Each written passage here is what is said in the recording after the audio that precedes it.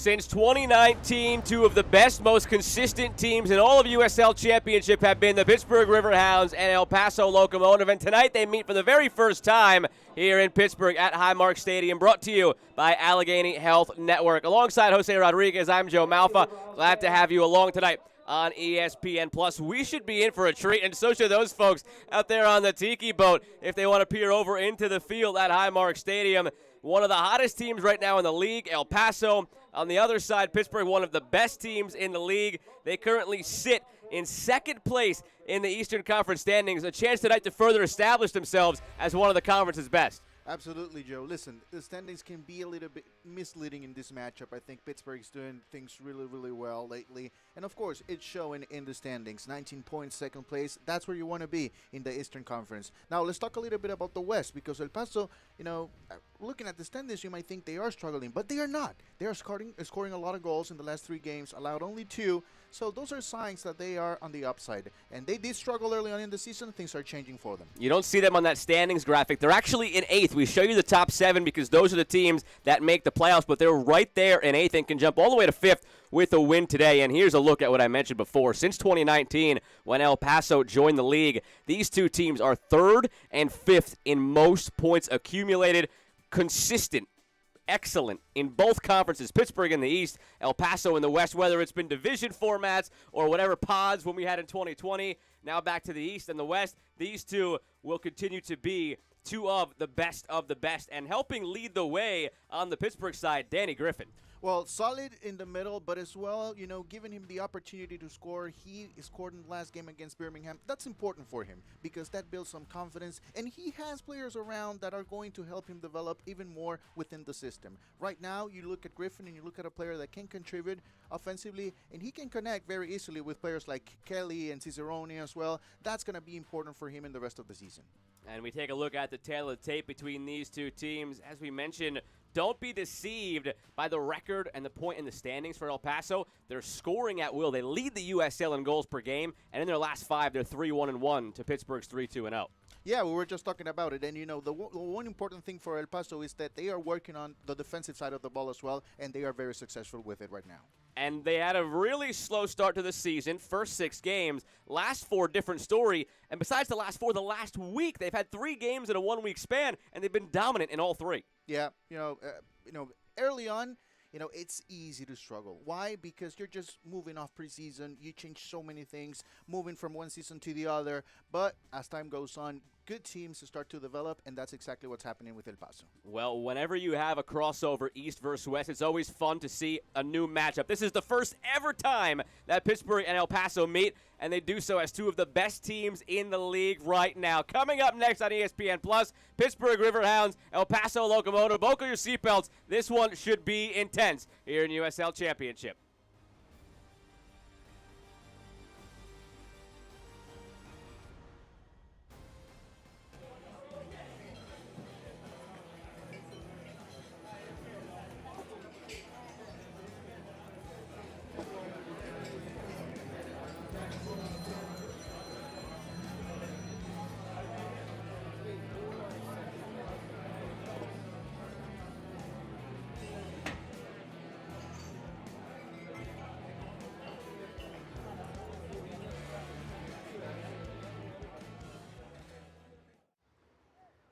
Feels good to be off the sidelines, doesn't it? Oh yeah, it does. That extra effort with AHN Sports Medicine got you back here. With every specialty set, custom training day, and personalized drill, you bettered your body. Now line it up. They don't see this move coming. Told you. Go next level with AHN Sports Medicine. Fun comes in all shapes, sizes, and jackpots. These games, they've become a part of me. They get me excited, make me happy. Although I've never been one for math, I've never had more fun with numbers. The thrill, the suspense, it leaves me speechless. But if there's one thing I have to say, it's how much I love it. There's a lot of love for the Pennsylvania Lottery, and when you see how fun it is, you'll understand why. Cheer on the Riverhounds all season long at Mike's Beer Bar, Pittsburgh's home for local beer. With 21 TVs, over 300 local beers, and amazing food, Mike's is the place to be. Tell your friends to meet me at Mike's, Federal Street, right across from PNC Park.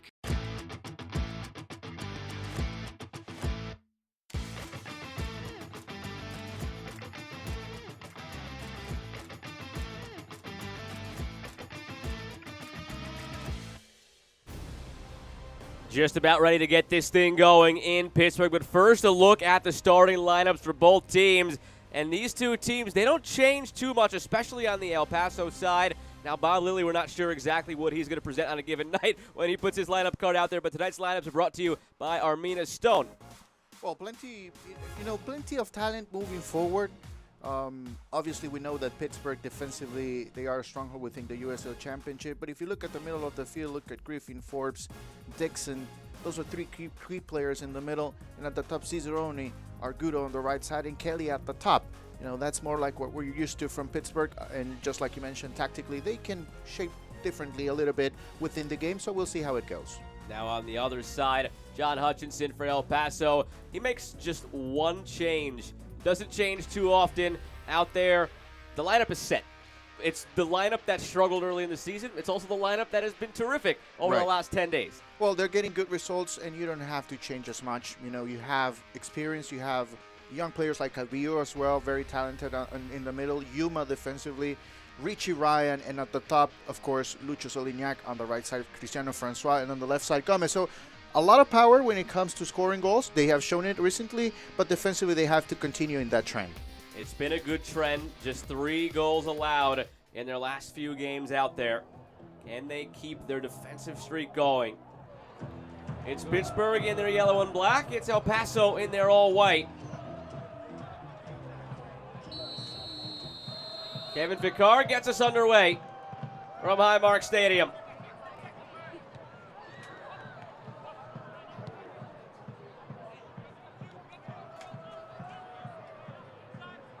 Cristiano Francois will be up and down that right side. Played for Bob Lilly in both Rochester and Pittsburgh. Came over in the offseason from Miami FC. And he is a terrific, dangerous winger that Bob Lilly said they have to keep track of at all times. But the flag up here for offside.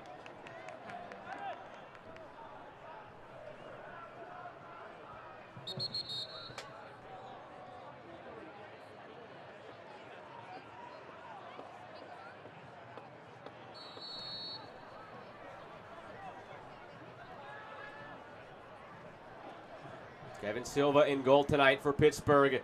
Gets the nod. 3 different keepers have played at least 2 games for the Riverhounds. Silva leads away with 5. Tonight getting his 6th start.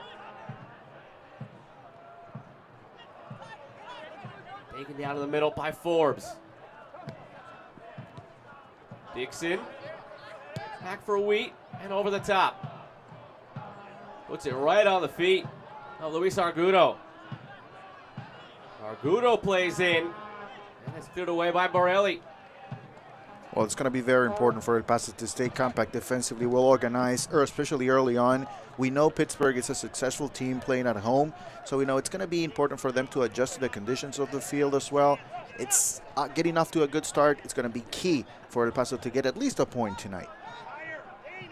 El Paso coming off a 4-0 victory over LA Galaxy 2, and that's an LA Galaxy 2 team that just beat Louisville City FC last night, ending their unbeaten run. So a very strong result for El Paso. On the other side, Pittsburgh was off of a loss at that same Louisville team, and then they come back with a win over Birmingham.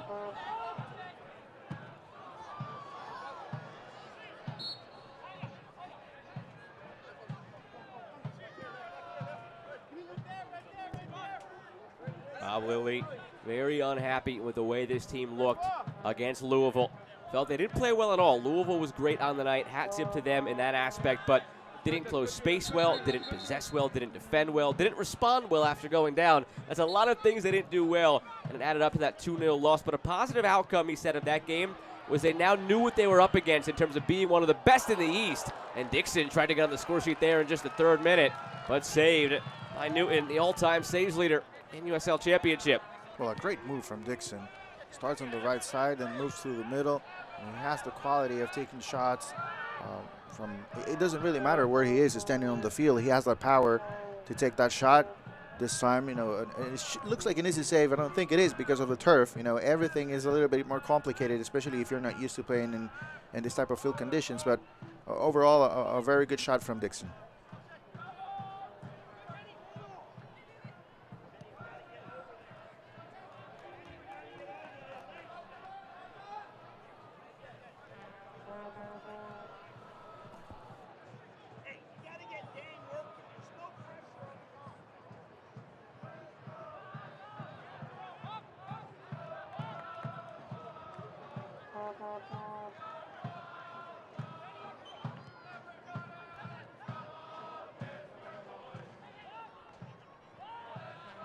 Paso content to possess around the back. Yuma wearing the captain's armband.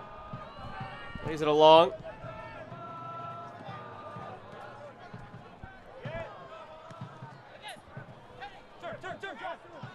Dixon.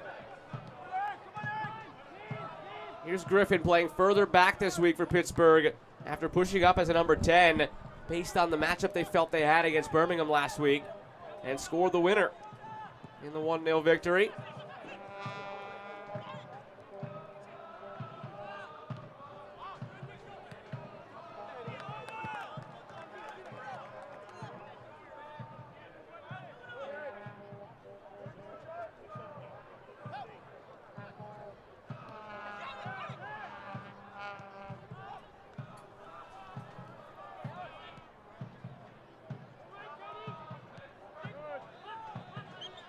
Paso building from the back. Borelli.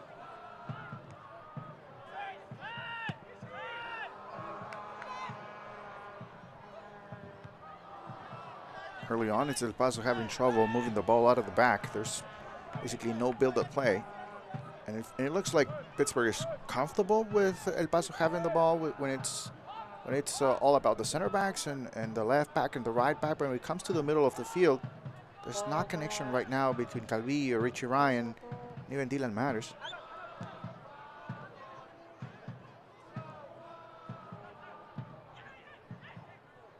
Quickly they play it through the lines. Francois down the right wing.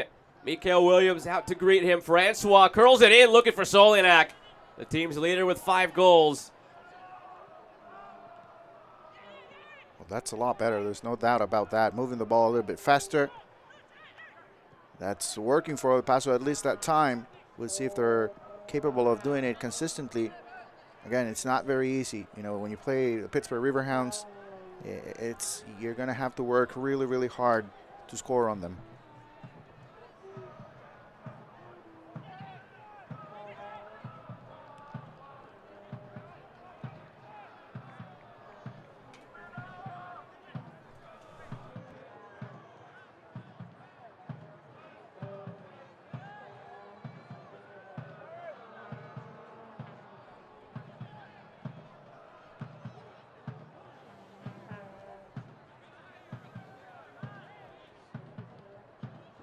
Griffin feeds along into space for Wheat. Dixon back for Wheat. Inside to Forbes, looking for Kelly. Fizzes it all the way through the box and out the backside. Dos Santos keeps it alive.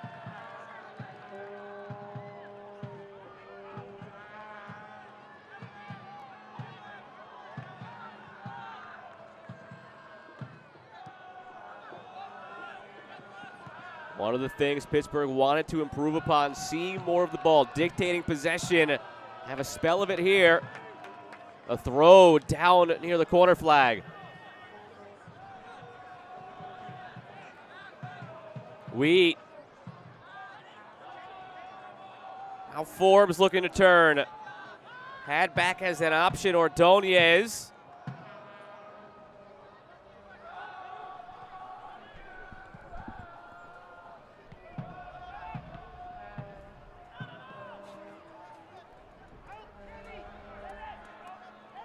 Aaron Gomez has Solinak in the middle.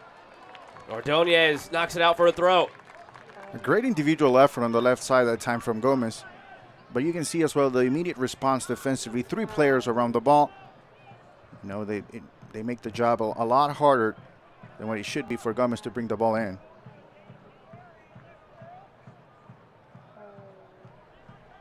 Francois is cross blocked.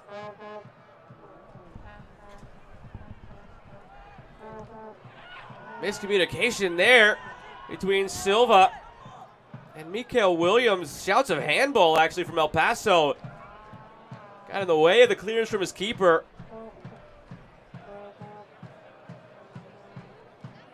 Well, it looks like they have an argument. Maybe here's another look. Wow. That's, you don't see that too often on the clearance from the keeper. That is closer than what maybe initially looked to be. It's going to be really, really hard for a referee to call a penalty on that, though. Yeah. That would be a very harsh letter of the law penalty right there. Right, yes, yes. And even then, the penalty rules in the letter of the law are kind of a big gray area, so even then, who knows? Yeah, I think if you're the referee and you call a penalty in that play, you're calling for trouble, right? Yes. Because, you know, you're going to have to call the game in a certain way that it's going to be basically impossible to do. Fox along for Borelli. Alex Dixon, Russell Cicerone, 2 players on the Pittsburgh side that Bob Lilly feels will get going on the stat sheet as the season goes along. Would expect their numbers to improve. They played really well, better than those numbers would indicate. Bob Lilly said they're in more creative roles this season. Last year, without Dane Kelly or Albert Dequa, they relied a bit more on the likes of Dixon and Cicerone to pick up the slack in the scoring, and they did more than that. But this year, more in a creative role, and only a matter of time before those assist totals begin to rise. So far, Dixon, a goal and 3 assists on the season, and Cicerone, 2 goals, no assists through 9 games.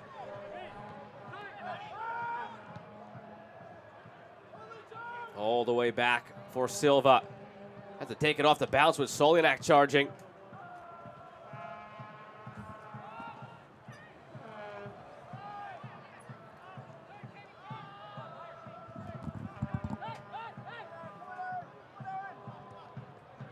Space for Wheat. Calling for it.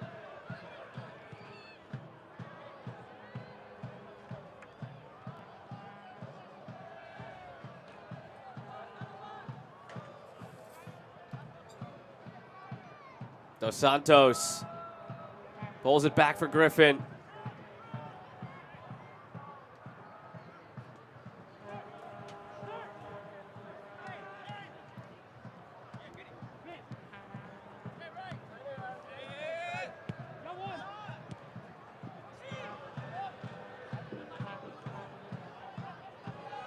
All-time leader in shutouts and saves in USL Championship. Newton has to deal with an issue here that he caused.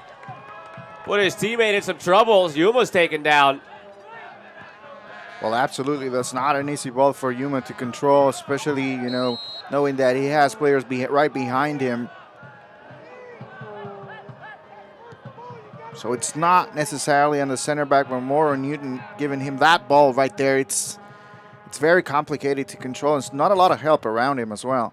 Francois, that was a cross that almost turned into a shot, and Silva had to pluck it. Well, if that becomes a goal, that's a shot. If not, it's a cross on Cristiano Francois' book.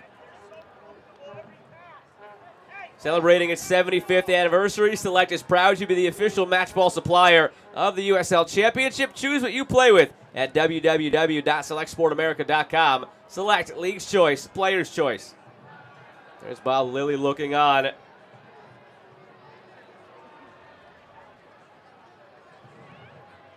Always enjoy the conversations during the week with Coach Lilly.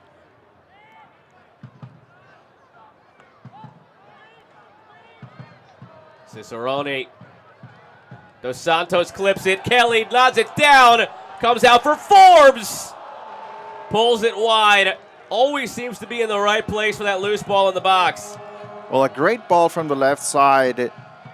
You know, my initial thought was, here comes a header from Kelly.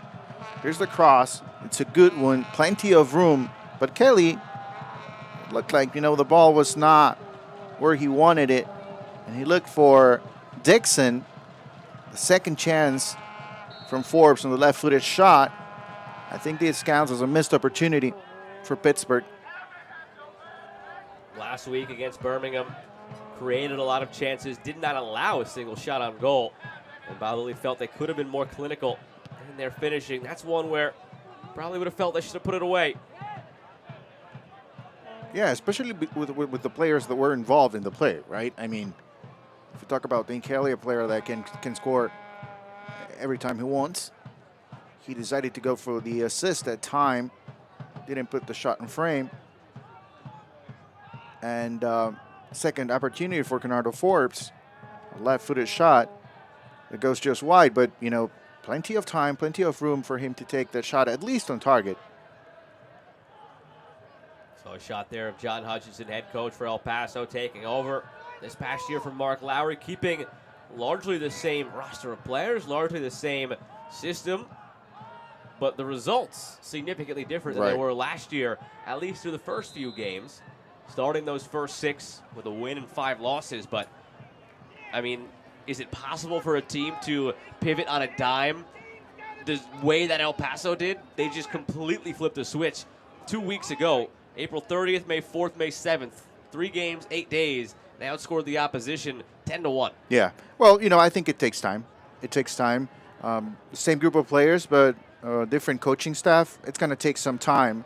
And, you know, the reality for El Paso is that the expectations remain the same, even though Mark Lowry is no longer with the team, because of what they were able to do in the last few years in USL Championship. We expect them to fight for a title. They need to be in the playoffs. And so, you know, when you change the coach, you expect exactly the same thing. Solinak looking for Gomez. Silva clears it. Never had that much playing time. Kevin Silva in goal with Toronto FC 2.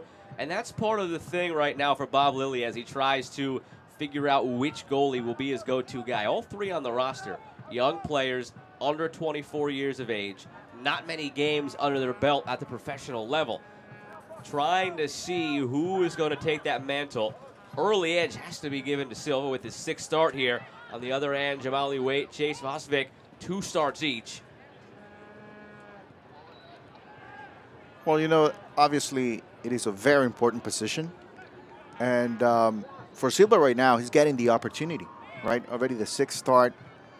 He's the guy right now, and, you know, but he knows he has some competition behind him. And that's very important. And not only for the goalkeeper, but, you know, throughout the field, to have that competition during training every single day. You have a teammate that's coming for your position, you know, and it's healthy competition, of course. So that's going to develop into better players and obviously better results as well for Pittsburgh. 12 total appearances for Silva in his time with Toronto, too. That was both in USL Championship and League One after they dropped down. Already halfway into those 12 appearances this season alone. Very stark contrast from the goalkeeper between the other sticks tonight. 2018 USL Championship Golden Glove winner. Again, all-time league leader in shutouts and saves. Last week, just topped 500 saves for his career. Got up to 501 in his 52nd clean sheet. And he has been around Evan Newton, OKC, Sacramento, Cincinnati, Indy, and now on loan from Vancouver Whitecaps.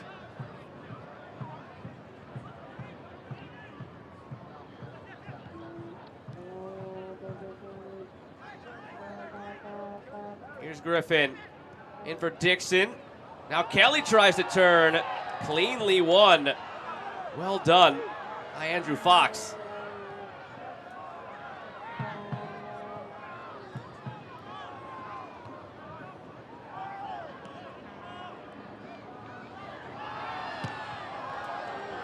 Already starting to see some changes in there for Pittsburgh. We talked about it. Bob Lilly will move the chess pieces all over the board. Cicerone started left, now he's right. Dixon further up the field. Forbes floating everywhere. It'll just go on and on as the game goes along.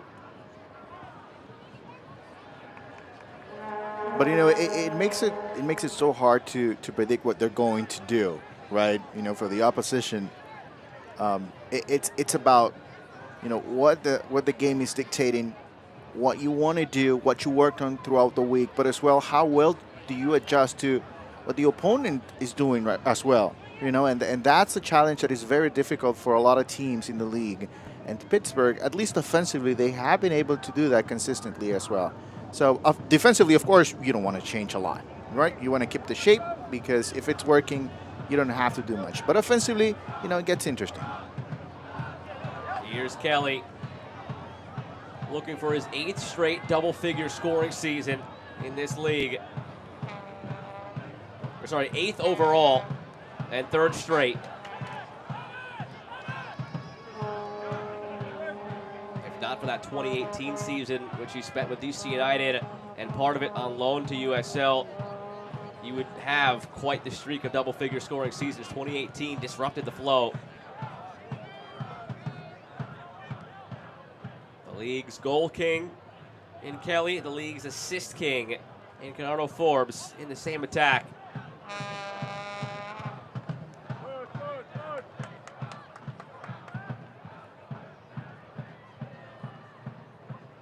Early on, El Paso is doing a very good job in the middle.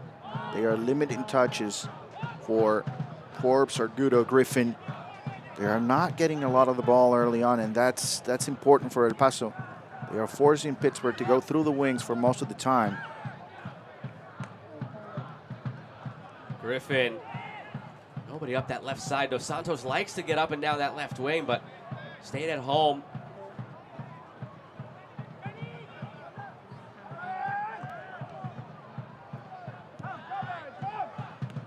Dixon, overlap from Wheat. Dixon keeps, gets it back on the give and go. Here's Dixon in the area. Dixon trying to square a ball back for Kelly. Well, and that's exactly why El Paso is trying to prevent Pittsburgh from getting touches through the middle, because they have a lot of quality. 2 touches from Argudo and Dixon, that was enough for them to get into a scoring opportunity. That's the value that players like Argudo in the middle and Griffin bring to the table for Pittsburgh. They can change the game with just a few touches. They don't have to be spectacular.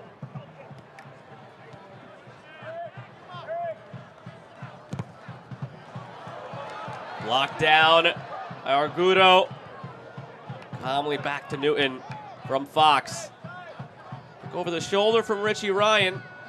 He is the metronome in the middle of that midfield for El Paso.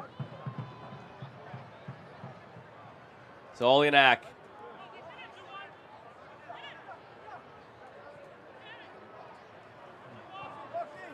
Doesn't feel right now through 20 minutes, Jose, like either team is attacking with much urgency. It's just methodical build up through the middle, waiting for that moment to strike. Cagey? Yeah. Well, I think El Paso right now, they are looking very comfortable. They are looking very comfortable. They're playing on the road. It's scoreless in the first 20 minutes.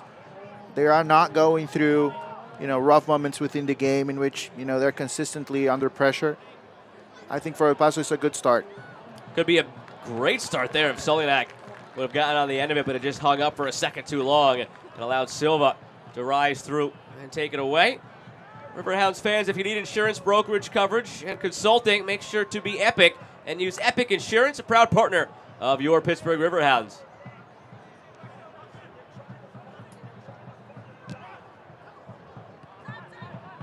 Wheat has to track back and help out after Ordonez slipped on the turf.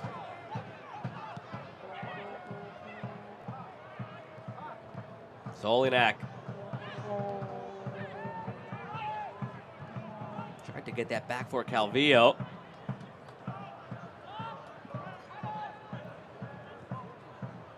Ryan along. Oh, great ball through the lines. But nothing that Borelli could do with it. And he's out of position now with Dixon coming the other way. Dixon gives it right back into the chest of Yuma.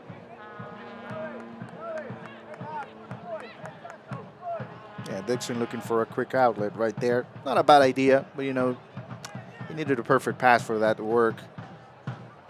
I think for Pittsburgh right now, Joe, it's about patience, right? They're in a good position as well.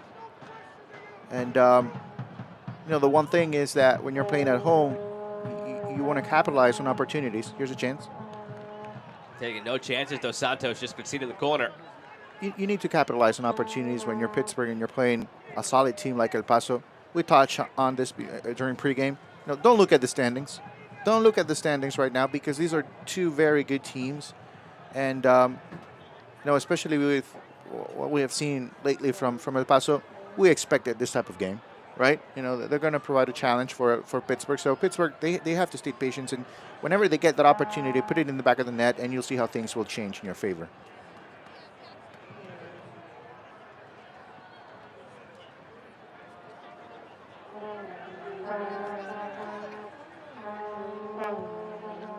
Ryan's corner, back post.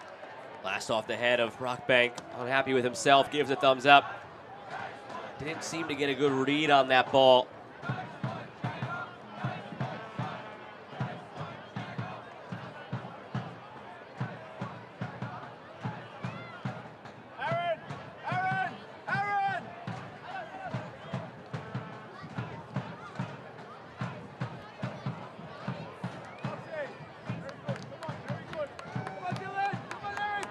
Hutchinson, pulling his team on, was scanning the field, moving some pieces around himself, trying to counter what Bob Lilly has done and some of the adjustments he's made in the early portions of this one.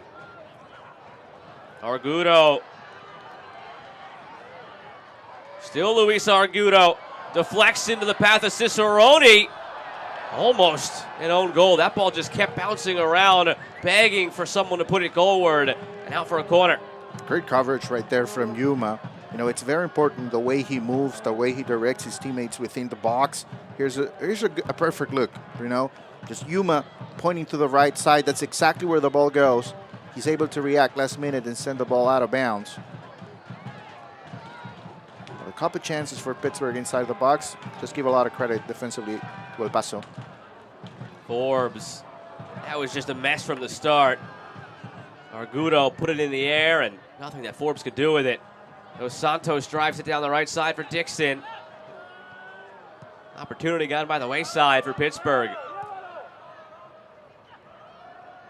Francois with speed down the right side. Cuts it back. Gomez! Silva makes the stop.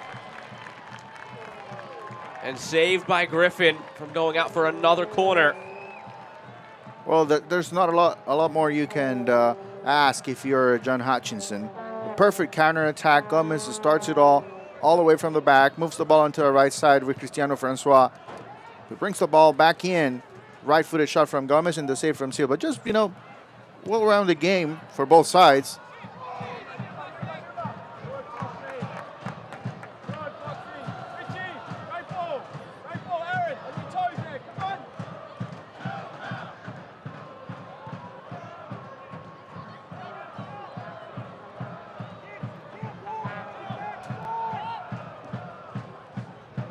Paso with nearly 60% of the possession as we tick up toward the half an hour mark.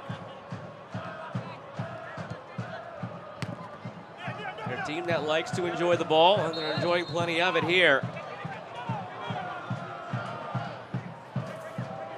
They come in as one of the hottest teams in the league. Bob Lilly made sure to note that this is not the same team that started the season struggling through their first portion of the schedule.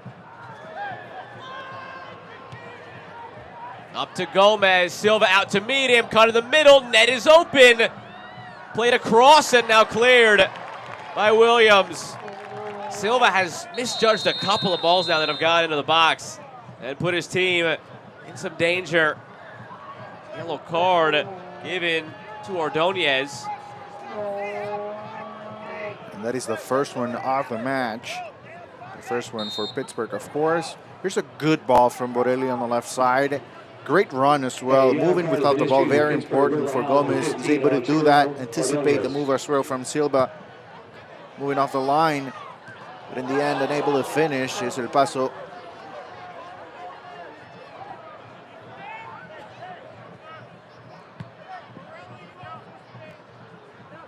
I think one of the key aspects for El Paso to turn things around after the early struggle, I think it's confidence. It's the same group of players, there's not a lot of change, but I think they had a little bit of more time to understand the system. But confidence, you can see confidence, especially in players like Gomez. The way when he holds onto the ball, he basically believes that he can move past everybody else. And so that's very important, especially offensively. It's very important for every single team to just believe that they can win. It doesn't really matter what you're playing and who you're playing against.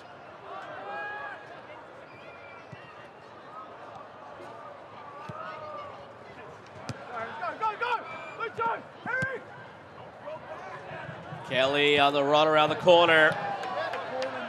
Fronted by Fox. Nearly a half an hour gone from Highmark Stadium.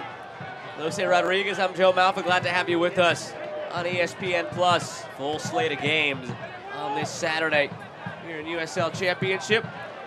So far, just one goal scored around the league, and that belongs to New Mexico. Nearing the half-hour mark, up 1-0 on Charleston Battery. Scoreless between Hartford and New York, Miami and San Antonio, and scoreless here for now. But a chance from the corner for Pittsburgh. And we will pause for a moment.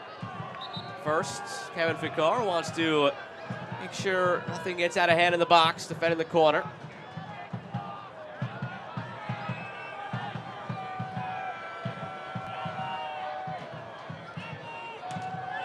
I feel like it's rare nowadays to have a corner kick where that doesn't happen.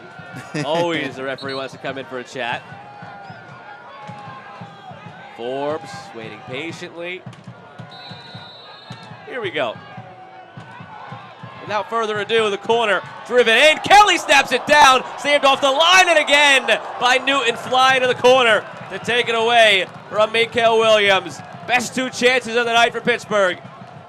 Well, we talked about the experience of Newton as a goalkeeper, and he showed it. You know, not an easy save at all. The first header, ball bounces right in front of him, clears the ball just slightly, get an opportunity from Williams, and then again he's able to hold on to the ball.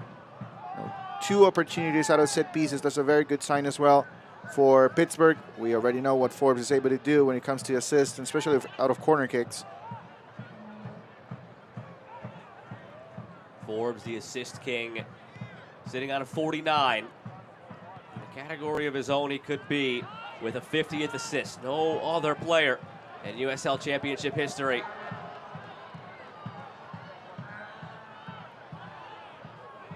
Cleared back into the middle. Some shouts for a pass back from the crowd. Don't think there's anything there. Coming over from the left side, it just looked like Brockbank was trying to clear that all the way out for a throw if he could, and coming in the way of it was Newton.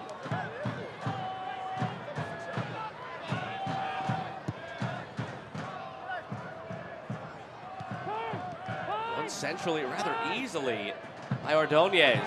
Now Cicerone deflects out to Dixon. Back into the middle and blasted over the bar. Luis Argudo, hands over his head. He's going to want that one back. My goodness, what an opportunity for Argudo. In front of goal, you cannot ask for anything better than that. The ball that comes from the right side is right in front of goal. Plenty of room as well, but just takes the shot. Just too strong over the bar.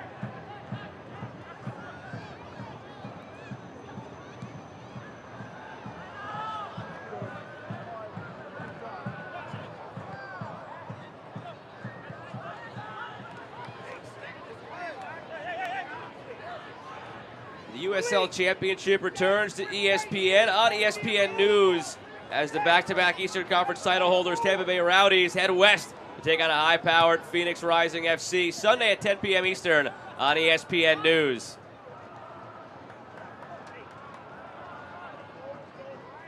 Good matchup right there, huh? Should be a fun one. Those two teams do not like each other very much. It has become a fun East-West rivalry over the last couple of years, organically.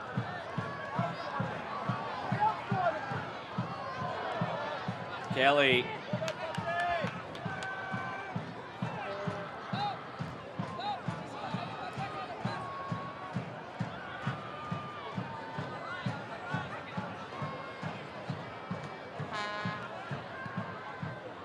Played in by Wheat. Jockeying for position. Cicerone Newton cleans it up. Cicerone just boxed out Yuma.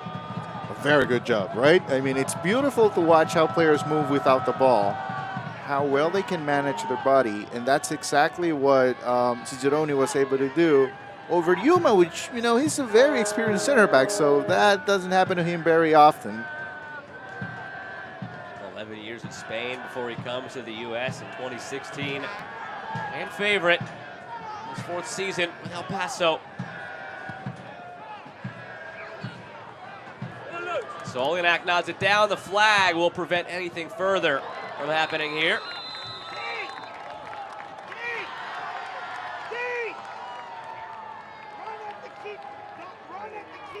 Yeah, it looks like Solinac was not aware that an offside was called, but a good move as well from the striker. Great reaction as well from Silva, moving all the way from the back and just clearing that ball away.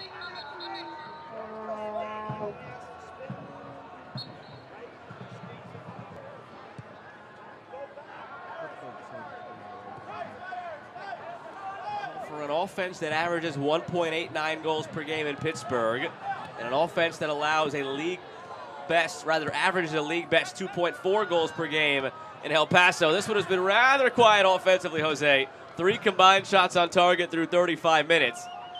That could change at a moment's notice.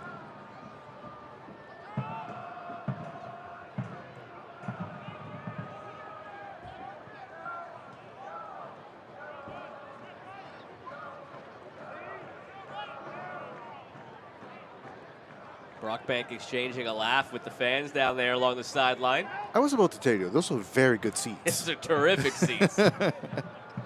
I imagine on a hot summer day in Pittsburgh, which it's not here, still cooler, 70s, 80s right now. You get the 90-degree days come the summer months at this venue. You get that breeze coming off the river. Besides the vantage point you get down there on that sideline, that breeze got to feel nice, and all around a great place to watch a soccer game. Seats look cushioned and padded too, so it doesn't get better than that. Yeah, those are very, very good seats. I think those can compete, you know, within the USO Championship landscape. Those might be one of the top seats in the league. And very exclusive as well. If there's Only a 2 drawback, rows. if there's a drawback to it, it's that you have to turn around to look at that skyline. One of the best backdrops to any venue in the whole league is the backdrop here at Highmark Stadium. So that's the one negative of being on that side. You don't get to see the city skyline behind you. I think being that close to the action, though, makes up for it. Absolutely.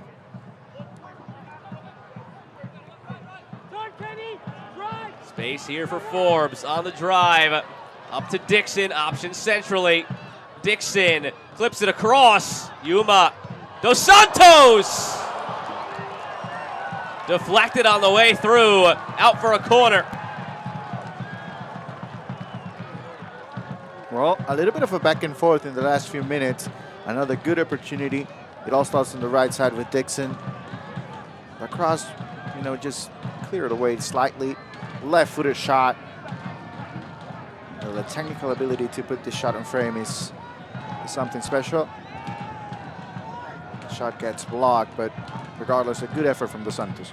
Flicked on by Wheat. Nothing comes of it. That's 2 corners from that far side of the field that have been wasted by Pittsburgh. Service better on the other end from Forbes that yielded that one chance for Kelly. Yeah, you know, I think both teams, they have to do a little bit better when it comes to set pieces. You know, El Paso with not a lot of opportunities, but still, you know, they had a couple of corner kicks early on in the game. They were not able to do much with them. Same goes for the Hounds.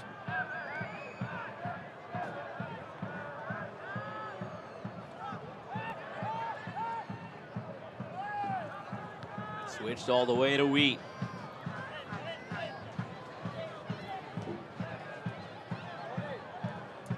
Out for Griffin. Facilitates through the middle for Dos Santos.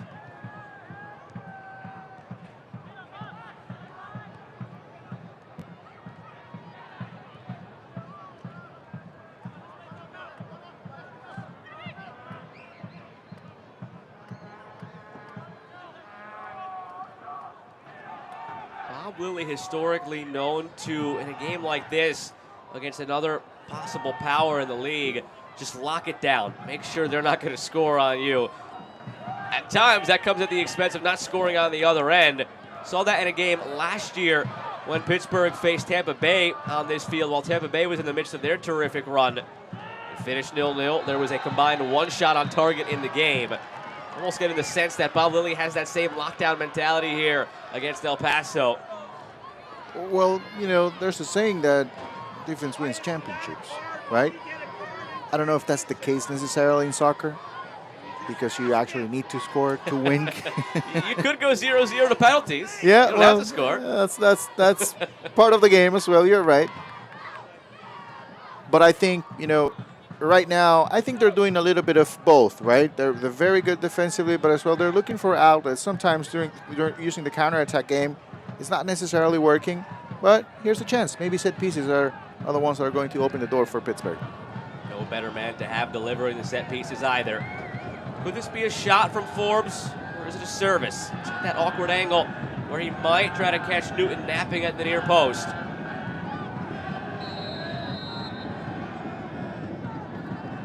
Forbes might want that one back. Mike's Beer Bar isn't just home to the famous steak on a stone, but also the official watch party location of your Pittsburgh Riverhounds. Meet at Mike's. Fans, just as a reminder that the Riverhounds tailgate zone is open through halftime with quick service for food and drinks. You will be allowed to re-enter the stadium after leaving. Stop out to see the selection. Back for Newton. High pressure now from Pittsburgh.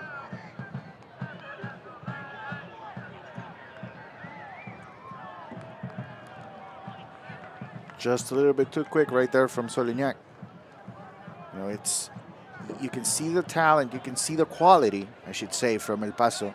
When the high pressure comes from Pittsburgh, they are very comfortable moving the ball around and just getting away with it. And that's quality right there. There's no other way to put it. You have the confidence, you have the talent on the field, you can do that. Kelly, an awkward split on the turf as he lost his footing. Slow to get up, but back to his feet now. Missed the last game against Birmingham due to the suspension after the red card he picked up against Louisville.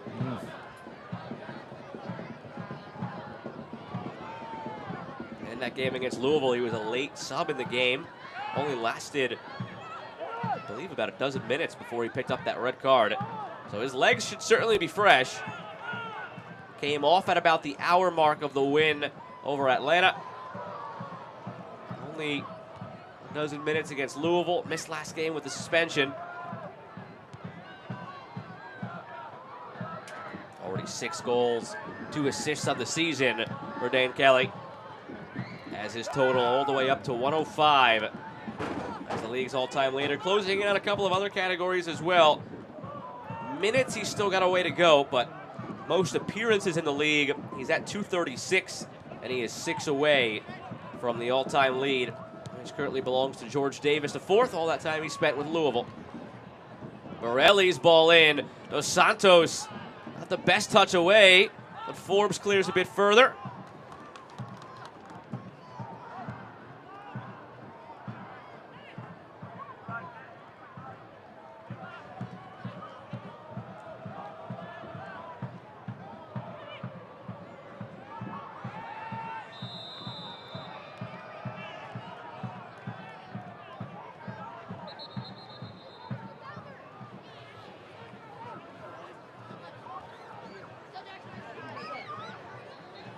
Coming into the day, El Paso undefeated all time against Eastern Conference opponents. 6 matches over the 2021-2022 seasons as the interconference meetings became a regularity.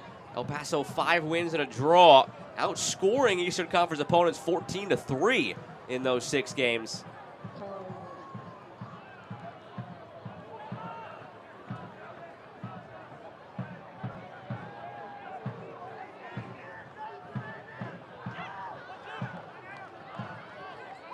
Dixon up to Cicerone in the middle for Dixon off the post.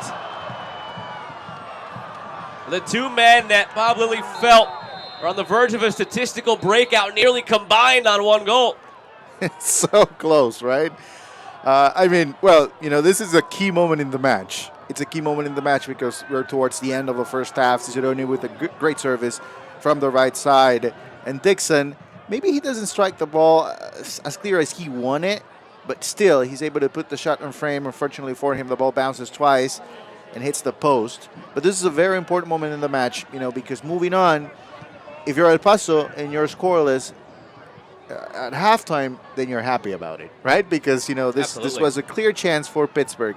And if you're Pittsburgh, you cannot get frustrated about it, You missed an opportunity, the ball hits the post, you got there, the buildup was exactly what you wanted it to be. So, second half, this could be a play that we're going to go back and we're going to think about it. What could have happened if Dixon ends up scoring late in the first half?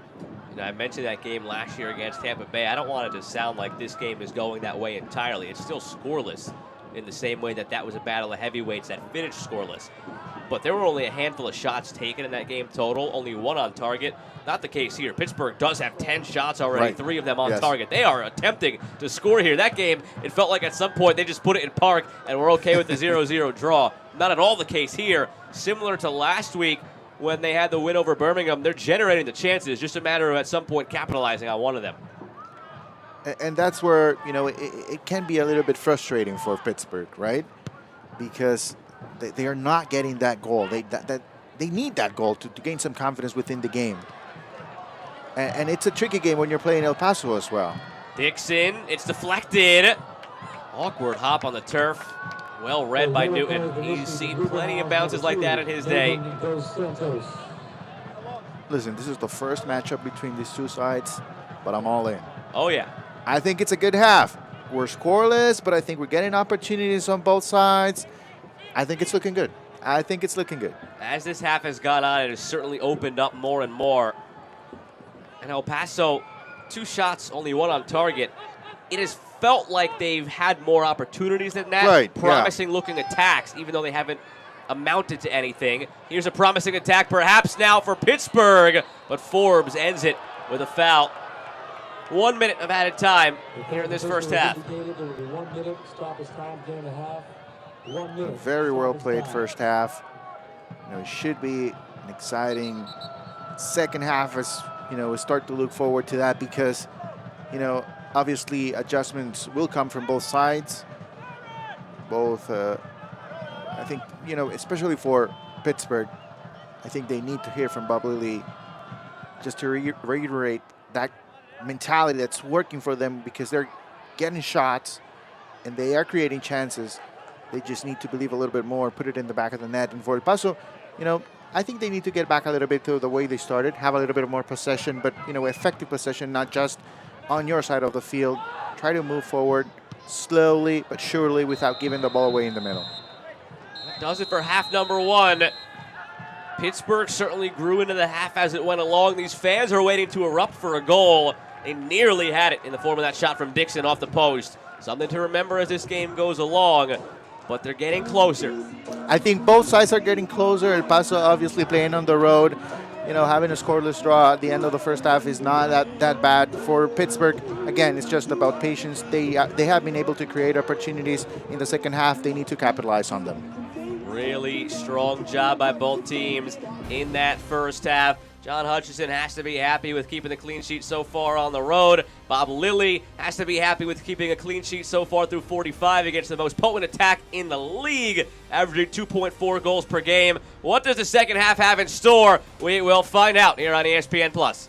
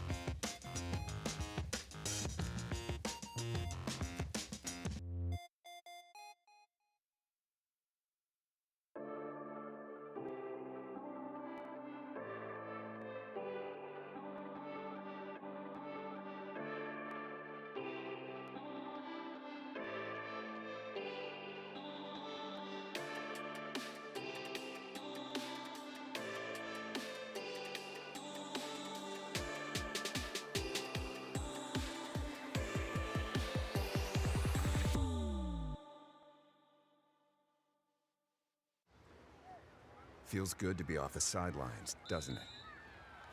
Oh, yeah, it does. That extra effort with AHN Sports Medicine got you back here. With every specialty set, custom training day, and personalized drill, you bettered your body. Now line it up. They don't see this move coming. Told you.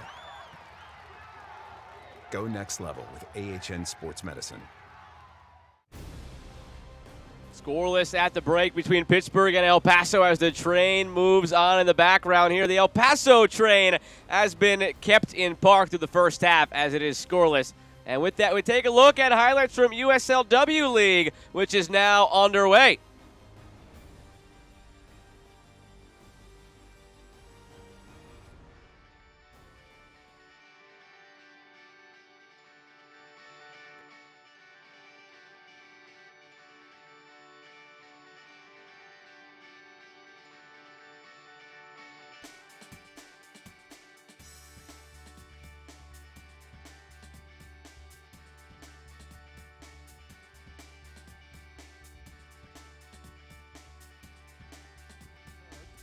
Trying to set up a window, and how about that? That is an absolute beauty. First goal for Kings. Hammer plays it across. Soderstrom got a touch. Soderstrom finds the angle, and the Indy 11 are back to having a 2-goal lead. That's it. No need for further activity. First match in Indy 11 women's history goes down as a W.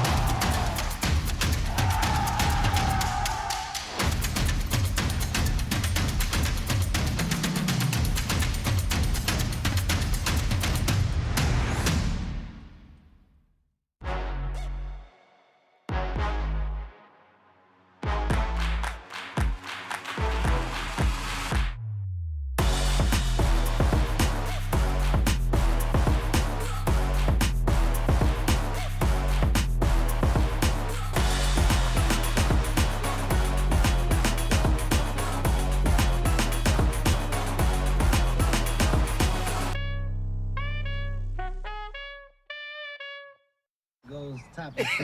I mean, yeah, let's talk about Stop you know it. what today I'm gonna go Yo. topics. Roll it down. I am.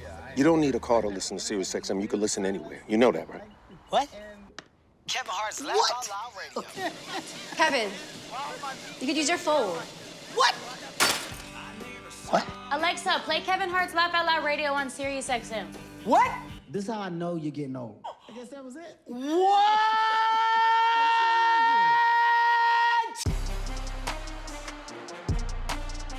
And it's all turning up goals. The audacity! Early fireworks at Wild Horse Pass. Welcome to Tampa Bay, and he drills it! Wow! What a goal!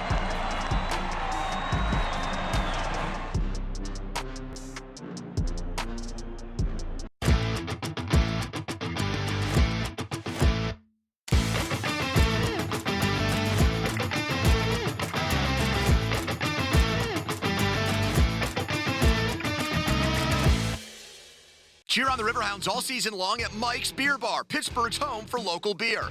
With 21 TVs, over 300 local beers, and amazing food, Mike's is the place to be. Tell your friends to meet me at Mike's, Federal Street, right across from PNC Park.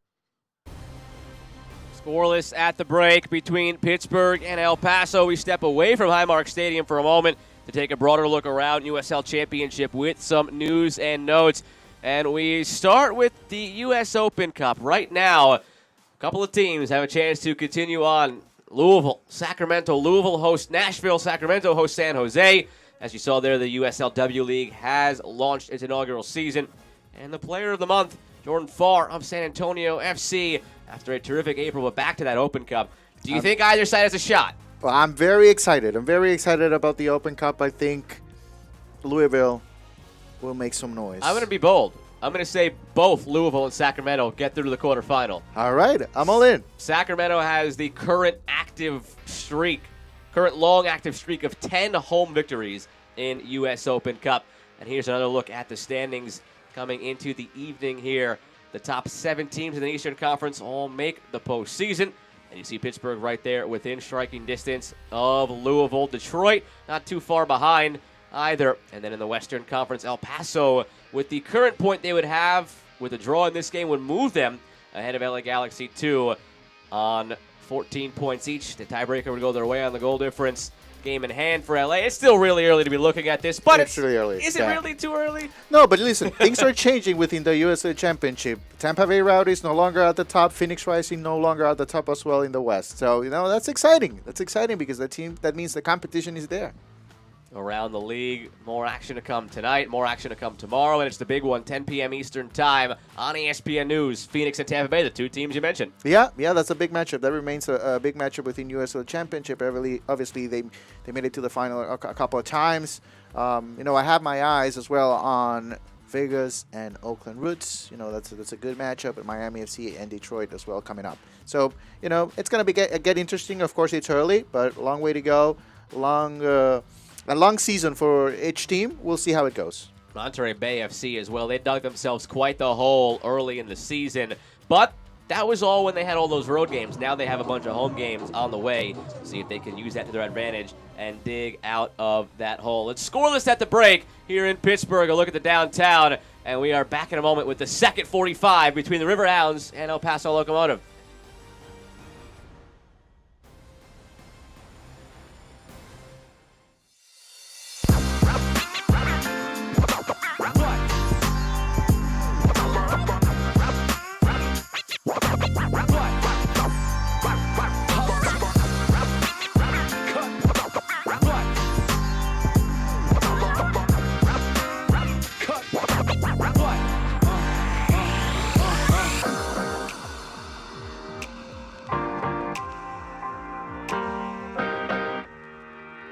Cheer on the Riverhounds all season long at Mike's Beer Bar, Pittsburgh's home for local beer.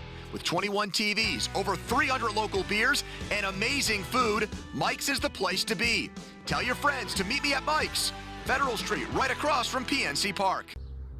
Fun comes in all shapes, sizes, and jackpots. These games, they've become a part of me. They get me excited, make me happy. Although I've never been one for math, I've never had more fun with numbers. The thrill, the suspense, it leaves me speechless. But if there's one thing I have to say, it's how much I love it. There's a lot of love for the Pennsylvania Lottery, and when you see how fun it is, you'll understand why.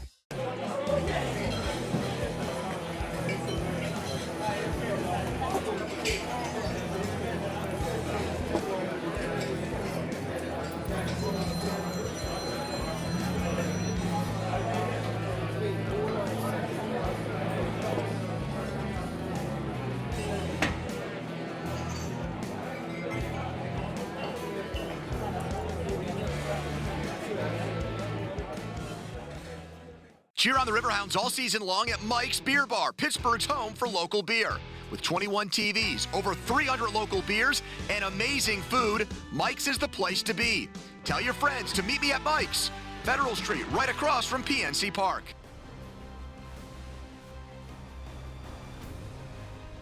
Moments away from kicking half number 2 between Pittsburgh and El Paso. But first, a look back at the first 45 with some highlights. Well, it was a first half with opportunities on both sides. I think, obviously Pittsburgh being the home side, they're supposed to get a little bit more, and that's exactly what happened. Let's take a look, because if you think about the matchup of these teams facing each other for the first time, then, there's going to take some time for them to know each other, for El Paso to adjust to the field, to the playing conditions. But overall, I think both teams were able to do a good job. Early on, opportunity here for Kelly, header on the right side. Initially, I thought he would have thought of putting the shot on frame. Didn't do that. He was looking for some of his teammates. Canardo Force with the left-footed shot that goes wide. Gomez moving forward.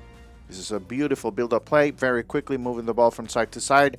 creating opportunities through the wing, and Gomez with the right-footed shot. Again, Gomez, great ball here from Borelli. Gets inside the box. So that's the beauty of the middle of the field when you're, just moving the ball around. You don't have to be spectacular, but if you're able to connect with passes, then you'll open up space for your teammates. A couple of chances here for Pittsburgh. Header from Williams and Newton. We were just talking about him before this couple of saves from Newton. The experience is there for him. He's able to get his hand on the ball and hold on to it. Just a few seconds later, another opportunity, this time through the right side. It's Dixon with the ball. He's going to put the ball in. The header will be there from Yuma initially, and Dos Santos with the left-footed shot. Great strike right there, but just unable to put it on frame. Late in the first half, another chance for Dixon. Now through the middle, opens up to our right, switching roles right here. Cicerone brings it back in, the right-footed shot that hits the post. Missed opportunity. This was just around the 43rd minute, if I'm not mistaken. So we talked about this in the broadcast. This could be a very important moment in the match as we move forward. Overall, a good half for both sides. Let's just be honest about it. For El Paso, it's about getting a good result tonight, and they're doing that so far. Dominating possession, 60%, a little bit tricky, right? Because it's a 60% that hasn't develop into shots on target. They only have one. Pittsburgh, they have a 40% possession already, 4 shots on target. Now you talk about that chance in the 43rd minute. In a soccer match, whenever a goal comes, it's a big deal, but especially if it comes late in a half like that, just psychologically, a team that thought they were going to be 0-0 is now going into the half at a scoreless, at 1-0 down, and that just weighs on you psychologically, but not to be the case as it hit off the post, and we'll see how these two teams come out of the locker room here in half number 2. Yeah, it's just important because it gives you momentum coming into the second half. And, the plan, if you're John Hutchinson and you're down during halftime, then you think about something else, how to score, how to get back in the game. It's not the case right now. It's a matter of, the first 10 to 15 minutes in the second half, we're going to get a clear idea of what the message was during halftime.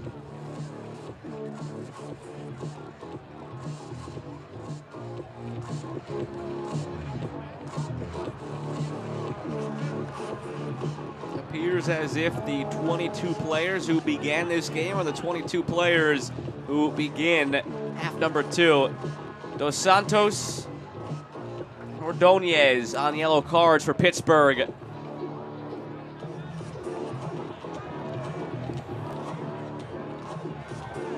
Sun on its way down, clouds on the way in. As day becomes night here at Highmark Stadium. And we begin half number 2. Pittsburgh from right to left in the black and yellow. El Paso from left to right in the white.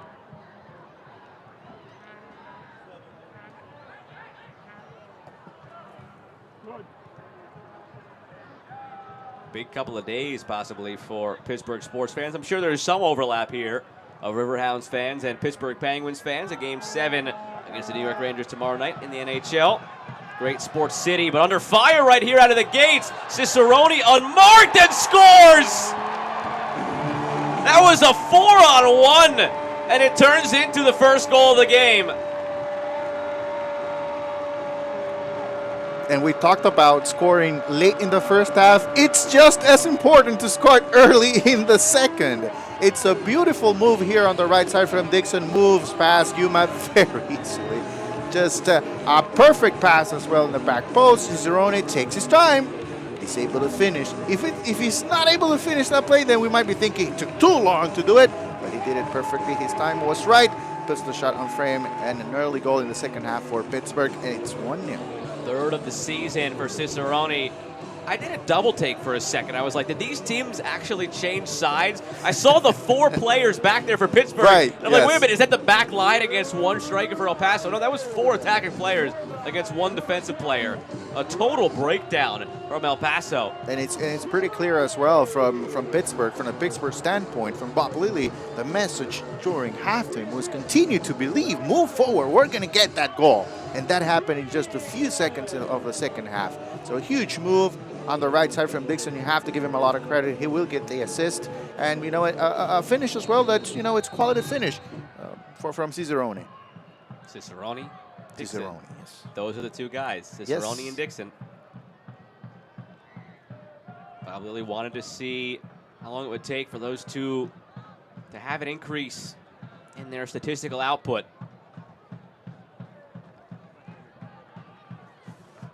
Thanks to Straw Brewery, Hounds fans can now sip the official Riverhounds Amber Lager while cheering on the team. Grab the Straw Riverhounds Amber Lager here at Highmark Stadium or look for it at your local beer distributor. That topic of conversation with Cicerone and Dixon came up in our chat after we had asked if there's any player who Bob Lilly feels is on the cusp of a breakout and could be doing more. Didn't want to make it sound as if he was disappointed in either Dixon or Cicerone. Just felt the nature of their role transforming this year into that of more creative players rather than go-to goal scorers that they were last year. And it was only a matter of time before their statistical outputs would increase. Felt they've been in some tight games recently where they've had to lock things down a little bit more, and it inhibited their abilities to be creative, to put up those stats and help this team score. They go ahead and do that, and it puts them in a great spot tonight. Well, yeah, and you know it's only going to get better, right? Because these are players that know each other, that you know they complement each other as well, and so you know this is meant to happen. This is obviously very important for Pittsburgh. You know, this is something, if they're going to be successful in 2022, this is something that's going to have to happen a lot more often. And so this is a good start. And you know, in the second half, early goal, very important for the confidence of the team, especially after the chances that they created in the first half, and they were not able to capitalize on them.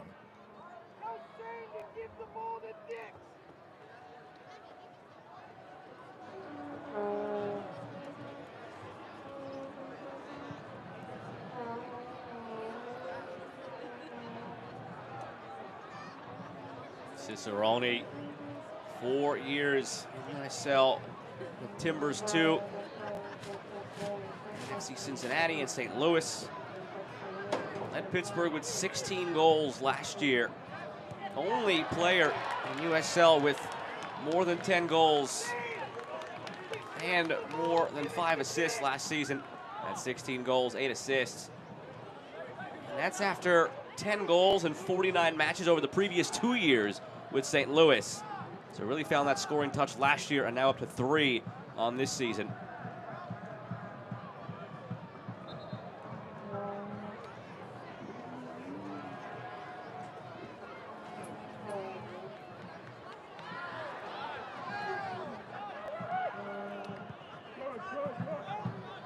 How does El Paso respond? The top scoring attack in the league. Francois Silva had it lined up, unhappy with the play there from Ordonez, who apologizes. It's a tough position for the center back. You kind of have to go for that ball. But I do understand Silva, because that should have been an easy save, and you're given an opportunity to El Paso from a corner kick. So I can see both sides, but if you're Ordonez, you just have to clear that ball. Richie Ryan from the corner. 19th year of his professional career. Swings it in. Sent right back his way, but a heavy touch.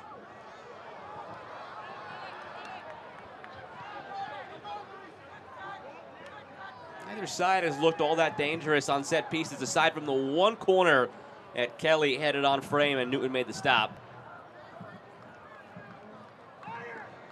You know, there's a very interesting element to the game of Pittsburgh, especially tonight, and it's the counterattack, because it's not very, it's unusual, I should say, that a team playing at home uses a counterattack strategy as effectively as they have been able to do. And not effectively maybe from the standpoint of scoring, but of creating chances out of the counterattack. They have been able to do that tonight, which is, you know, surprising.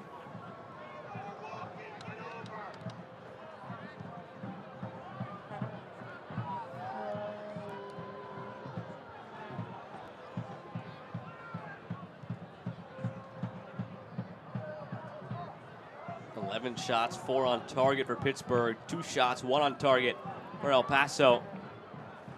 That is despite El Paso seeing just about 60% of that possession. Quick, efficient attacks from Pittsburgh.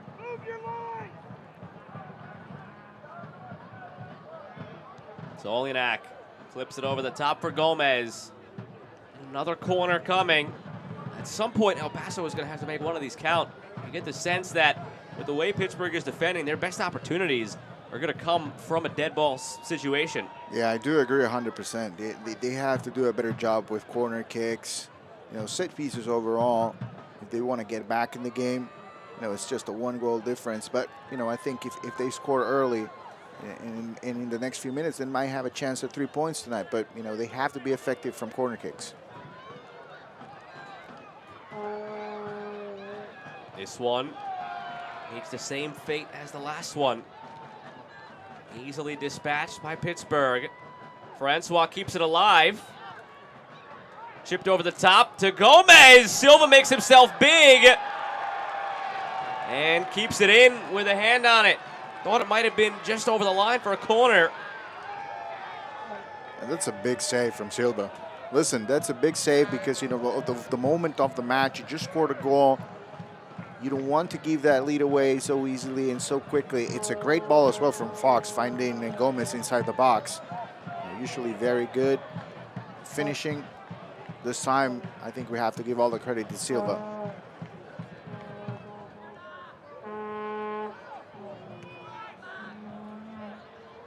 Dos Santos, the Marshall product, 2021 Conference USA Defender of the Year. All the way to Dixon. Flag up.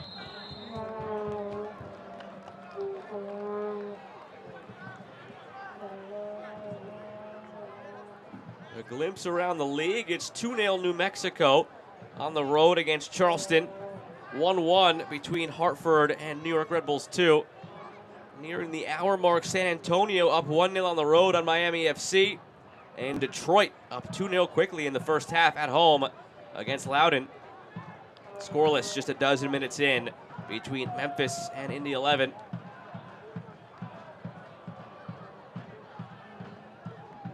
So if not for that goal to begin the half by Cicerone in the live standings, you would have had Detroit jumping ahead of Pittsburgh. But in the live table, Pittsburgh 22 points, Detroit 20 points.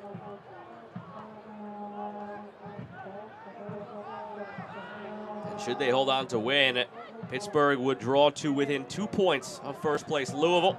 And Pittsburgh does have a game in hand. In the head-to-head, Louisville beat them 2-0. Dominant showing. That game a couple of weeks ago allowed Bob Lilly and crew to reset. Gave them the blueprint of what they need to improve upon in order to compete with what he called as the top team in the Eastern Conference there in Louisville.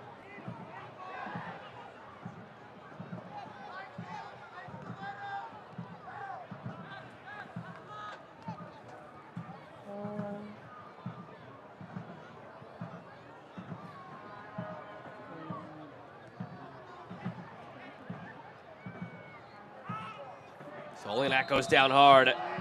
Whistle blown by Kevin Ficar.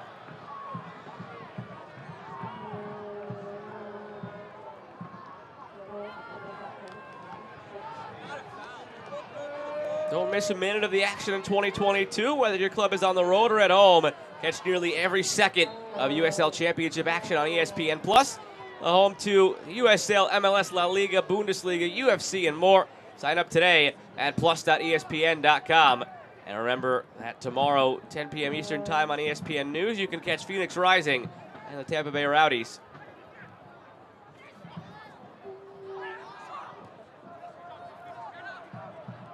Francois and Forbes twice were teammates, both times under Bob Lilly. For a year in 2017 in Rochester, and a year in 2018 here in Pittsburgh. Francois then went on to Ottawa for a year, Reno for a year, spent last year with Miami before coming over here to El Paso. Well-traveled man and continues to put up numbers everywhere he goes. 2020 All-League second team.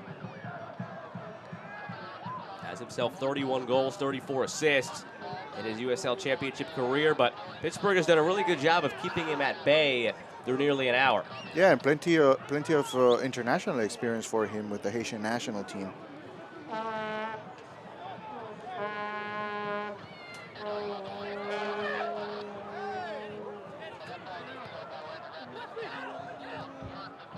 Getting ready to see Albert Dequa sub into the match. I wonder if that's just a like-for-like change with Dane Kelly.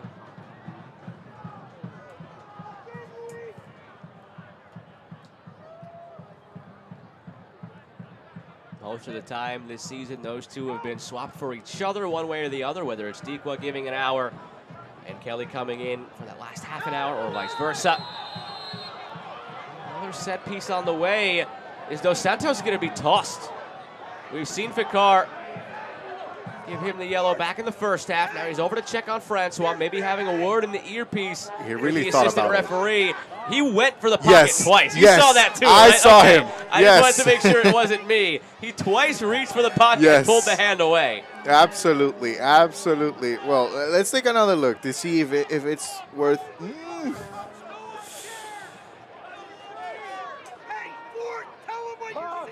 Well, listen, I'm going to say this. If he thinks it's a yellow card initially, there's no reason for him to change his mind just because he's on a yellow already. Absolutely. That's something talked about so much in this sport, how referees handle guys who have yellows, guys who don't. Is a foul at midfield the same thing you're calling a foul in the box? These are the gray areas in the rules where personal interpretations maybe take over, and the self-awareness of knowing how much you might impact the game with a given call. Mayers delivers, and just like each corner kick in this game, the first to it is somebody in a Pittsburgh uniform. I'll tell you something right now. If I'm Bob Lilly, I'm taking him out. Because he's not going to get another chance. If he commits another foul, he's going to get that second yellow card. So, that's something to think about. Now, Danny Rivera is one of the players getting set to check in for Pittsburgh. He could be used in that position where Dos Santos is operating right now. So we'll see if that is the change.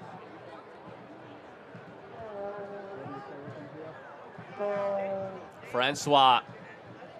Again, nobody on the end of a cross for El Paso. They've done a good job of finding the space to make those crosses, just nobody crashing on the end of it. That connection inside the box is not there right now. And it hasn't been throughout the first half. They had a couple of opportunities, but just unable to connect. And here come the changes. Dos Santos is coming out for Rivera. It was 21 held up on the board, but the fourth official is going to fix that now. He got it wrong. So there you go. As you just mentioned, Bob Lilly, I guess you have a direct line of communication. Got Dos Santos out right away after that possible red card decision that went in the favor of Pittsburgh. Won't be up to Kevin Fikar any longer. And Kelly also exits for Dequa, so we continue to see those two interchange. Now, what are you thinking right now if you're the referee, right? Dos Santos is coming out of the game. You got away with it. Maybe should have been out of the game. But if you're Bob Lilly, you take advantage of it, right? You just recognize what the moment is and how important that could be for the result overall. Playing one man down against El Paso, when you have the lead, when you have the match pretty much in control, then you're setting yourself up for trouble. So great adjustment from the coaching staff, and you just roll with it. Mayers looking for Gomez. Down for Solinak. He might have handled it. He did. Hour gone here at Highmark Stadium with Jose Rodriguez. I'm Joe Malfa. Glad to have you with us on ESPN+. One of the best in the Eastern Conference in Pittsburgh. Currently in second place against one of the best in the Western Conference, although their place in the standings would not indicate that at the moment. El Paso, one of the 1 seeds last year in that divisional format. This year a slow start, despite largely the same group of guys. They've quickly turned that around in their last 3 games, outscoring the opposition 10-1, picking up 3 victories in a 1-week span. Bob Lilly said this would be similar to the Louisville game, a true test. And now it's Solinak closing in on Silva, closed down perfectly defensively by Ordonez. And until Francois walked into the frame, where were the other white jerseys? Nobody else in the picture to help him. Absolutely. I was thinking about it because, there's no way Lucho gets the ball with plenty of room and nobody runs to help him out. And if he feels the need to take that shot, it's because he doesn't feel like there's someone next to him or getting to him that can help him out. So, it's a missed opportunity but not for Lucho Soliñar, but for the team as a whole.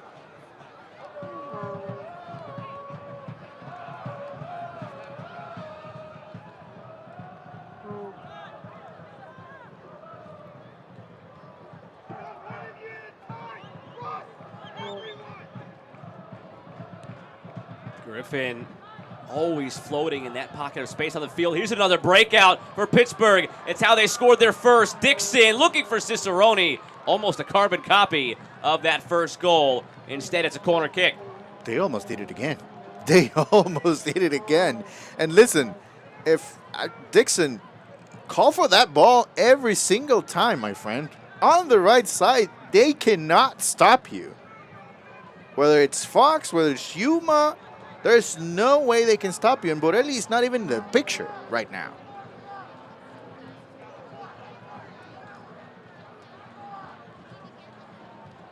Forbes serves it. Dequa flicks it. Cicerone goes down for a diving header.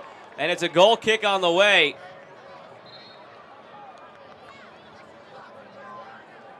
Talk about putting your body on the line, right? Cross coming in. Just unbelievable the way he's not able to finish that. But a great effort. And you put a lot of value into that, right? Because, you know, that tells you exactly that, you know, they're playing as a unit. And, you know, you like to see that from your teammates. So a great effort. Unfortunately for Pittsburgh, it doesn't result in a second goal, which, by the way, they need by now, because it feels like we're getting closer to that point in which El Paso is going to go for it. And if they're able to get that second goal, whether it's a counterattack or a set-piece opportunity, then we might start thinking about Pittsburgh putting the game away.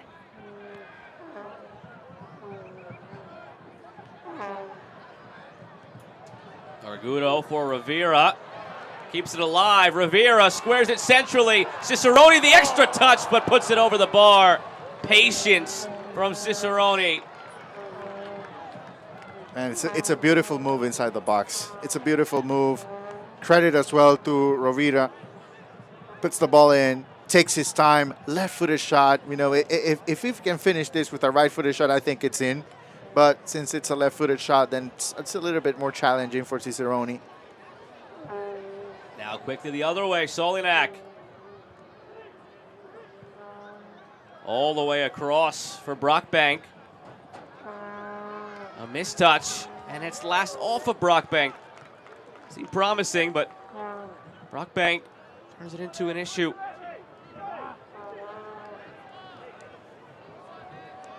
Hounds fans want to cheer on your team and be a part of the action even during away games? Head to Mike's Beer Bar, the official watch party location of your Pittsburgh Riverhounds, on May 21st to cheer on the team as they face the Tampa Bay Rowdies at 7:30 p.m. A couple of changes being prepared now for El Paso. Borelli. Silva misses it. Fortunately for the keeper, Francois was facing away from goal, and his momentum carried him that way. Mayers shouts of handball. Go unanswered. Dequa keeps it alive, trying to break out now. Cicerone will slow it down and go back to Griffin. I think Mayers was looking for the handball right there. You know, players do that. You know, when you have experience, you want to get away with things. You want to create opportunities for your team. Sometimes you don't look for a pass, you look for a handball. Griffin over the top, a lost play there, most famously in the 2019 UEFA Champions League final when Liverpool did that to Tottenham and started off with a penalty kick. Yeah. Well, you just look for the penalty. If the hand's out, go for it. You know, it's a similar play in the NBA, right? You know, when you're looking for a foul, you move the ball, and you know you have ways to find a foul when you need it in the NBA. Here, it's a little bit more challenging, but players, you know, if you have the technical ability to do so, then you might be able to get away with it. Turnover. Dixon pounces to it, but a heavy touch. He lost it and commits the foul.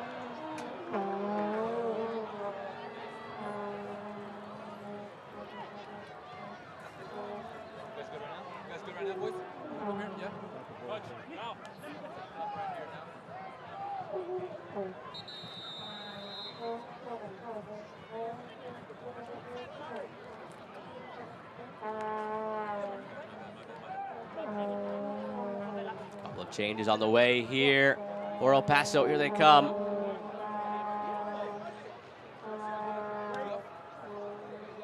Siobhan John Brown into the match, as is Nick Hines.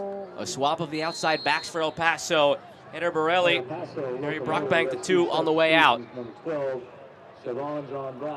Well, and it's very clear to John Hutchinson that Dixon is a problem on the right side, so he's looking for fresh legs, just a way to stop him.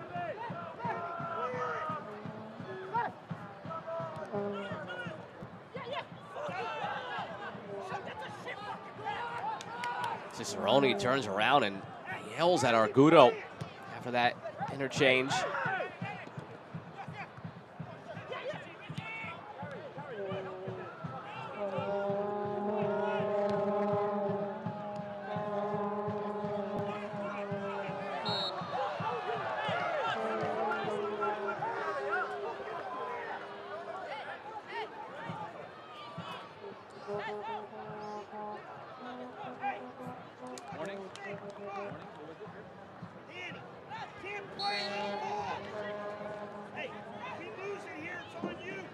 Pittsburgh preparing another two subs of their own.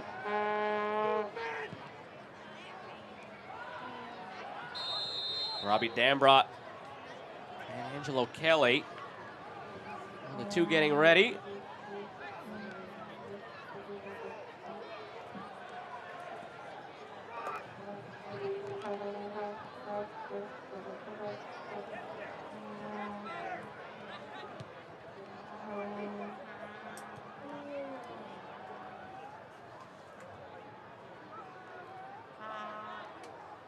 Just about 20 minutes to go here in Pittsburgh.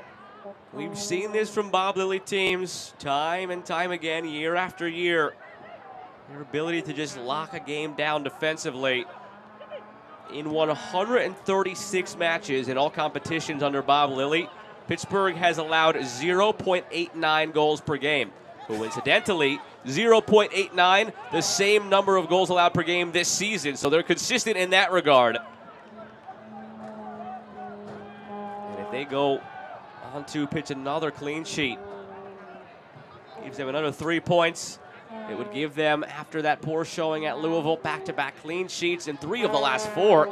The 4-0 win over Atlanta, before that 2-0 loss to Louisville, and then that 1-0 win against Birmingham. Part of this stretch of 6 games that Bob Lilly felt would really tell everybody what Pittsburgh was about. Happy with the start they had this season, but felt that start to the season featured some softer opponents. Now this run of Louisville, Birmingham, El Paso, then at Tampa Bay, at Miami, home Detroit, against some of the other top teams in the Eastern Conference, would let people know what Pittsburgh was about. They failed that first test against Louisville. They passed the second one against Birmingham. And so far, passing this test against El Paso.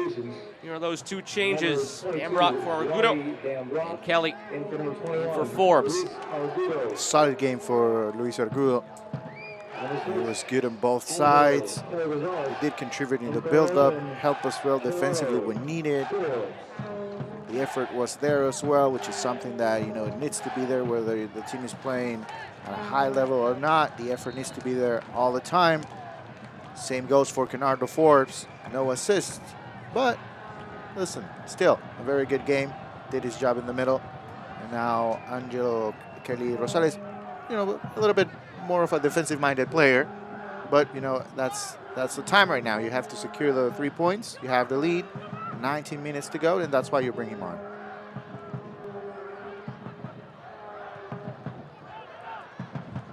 Over the top to Gomez. 2 players immediately right on top of him.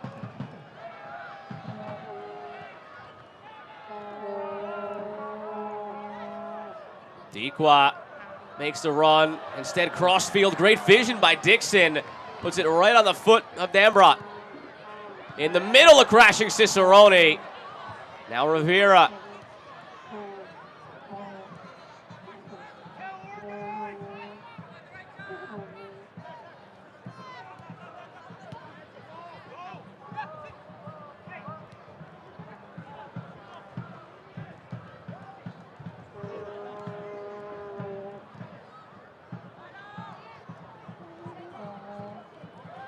Cicerone keeps it alive for Dambrot. Clash of the heads. Nobody wins in that scenario. No, and the game should be stopped immediately, so good call from the referee. Although I think the foul gets called. It was against El Paso. It'll be a free kick Yeah. here for Pittsburgh. Here's another look. I mean, the match should be stopped. There's no doubt about that, but I don't know if that's a foul. Feels like both players are going for the ball.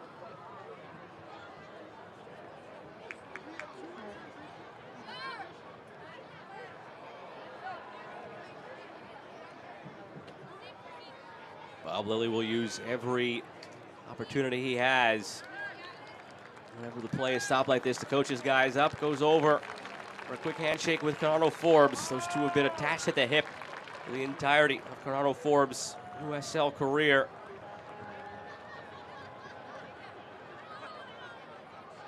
Not often that we'll see Forbes take a break. He wants to stay out there, even as he's getting up there in age, now at 33 years old.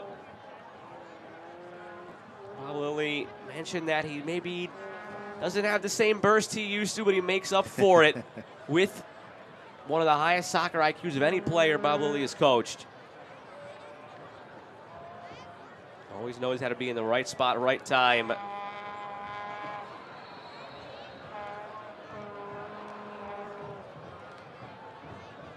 On the other side, Hutchinson talking about how to get back in this game, find an equalizing goal. Both players wave back on the field. Good to see them right back at the action after that clash of heads. Dambrot in the middle. Bicycle attempt into the hands of Newton. That would have been something from Rivera. The first half, that 60% possession from El Paso was something to talk about because they were not able to create as much. Second half, there's no sense of urgency as of right now. After they allowed the goal, I expected a little bit more from El Paso, to be just a little bit more aggressive. They haven't been able to do that. Maybe you have to give credit to Pittsburgh because they do have the ball now. They have been able to move it effectively. But if you're El Paso, you have to do just a little bit more. First half, El Paso, 2 shots, 1 on target. Second half, another 2, only 1 on target. Corner on the way here for Pittsburgh. And after that goal was scored, first minute of play in the second half. Like you said, that sense of urgency needs to ratchet up. It just never has been there from El Paso. Here's a look at that last attempt. Newton was right there, saw it the whole way. Which, it's a little bit unlucky for Rovira because, he was very close and he was able to take that shot exactly where Newton was standing. So a little bit unlucky, but a great effort.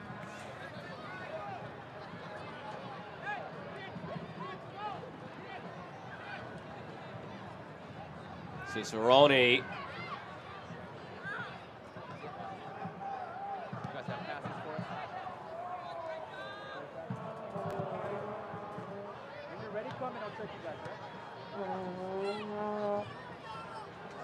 Can't watch the match? Turn on Sirius XM FC 157, North America's only 24/7 source for engaging soccer talk, including USL All Access, Tuesday nights at 7 Eastern. Plus hear live matches from the USL, MLS, English Premier League, and more. All on Sirius XM FC 157 and the Sirius XM app.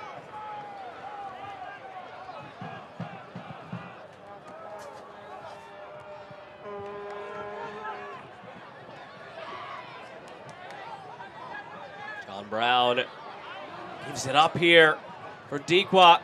Now Dixon.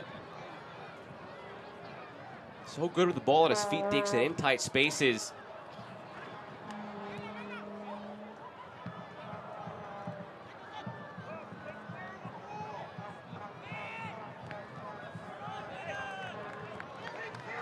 Griffin, a little stare down after a challenge he took issue with.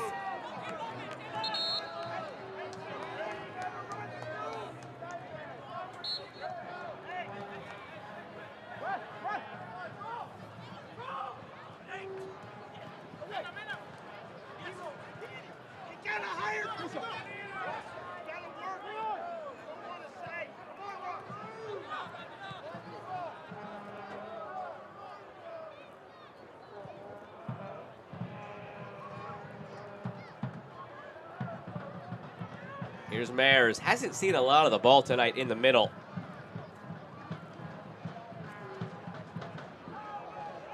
This El Paso team, as far as those central players, Ryan, Calvillo, and Mares, how many times have we called those names tonight, Jose? Whereas on the other side, how many times have we called the names Danny Griffin, Bernardo Forbes, and even since he subbed in, Angelo Kelly?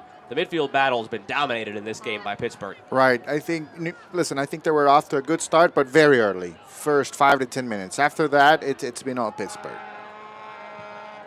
Corner every single time tonight has been won on the first chance by Pittsburgh. Clean night defending corners. That one there was the fourth one taken this evening by El Paso. All four were first headed by a Pittsburgh player after they were taken. And on a night where Pittsburgh has hardly allowed any opportunities from the open run of play, you've got to do much better from set pieces like that if you're El Paso. Each one has just been squandered by the wayside, and they'll get another one here. If you're Pittsburgh, you have to limit the amount of corner kicks that El Paso is getting, because it's just too much right now, and they haven't been able to create from the build-up. So why give them an opportunity from a set piece? You have to try to control that as much as possible. Ryan goes short. They'll change the approach. They won't change the result, but Kelly could have just let that one go. Right. I think there's communication. It's an Angelo, I think, at that time, because, if you listen to your teammates, I'm sure more than one was shouting at him, just let it go. It's a little bit different from what we saw just a few minutes ago with Ordóñez. This time, just giving a corner kick away. Over to the back post. Again, Pittsburgh, the first two, it kept alive this time, though. They didn't head it far enough away. Dixon, the speed to keep that one in. Oh, did all that hard work and then just maybe a bit of a lazy touch at the end. Yes. Let it over the line. Yes, I do agree with you, and I saw exactly the same thing. He did everything he needed to do to get to the ball, but then just unable to keep it in play. So Cristiano comes out, 80 minutes, not as much from the Haitian international. Ricardo Zacarias enters in his stead, and Luis Herrera comes into the match as well.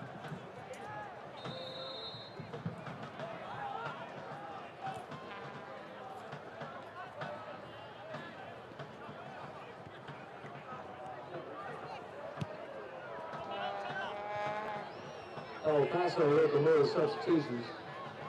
Number 17, Ricardo Zacarias. And number 23, Cristiano Francois. There's a coach who knows how to stop Cristiano Francois. It is Bob Lilly. Having coached him himself for 2 years. Calvillo, the player who gave way for Herrera.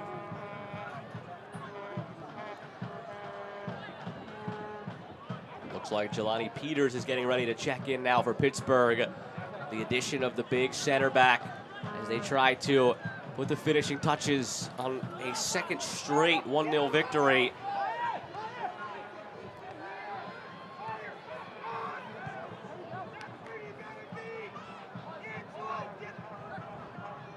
Around the league, Detroit a commanding 3-0 lead on Loudoun. Memphis up 1-0 on Indy. San Antonio with 9 minutes to go up 1-0 on Miami on the road. Hartford and New York 2-2 with 10 to go.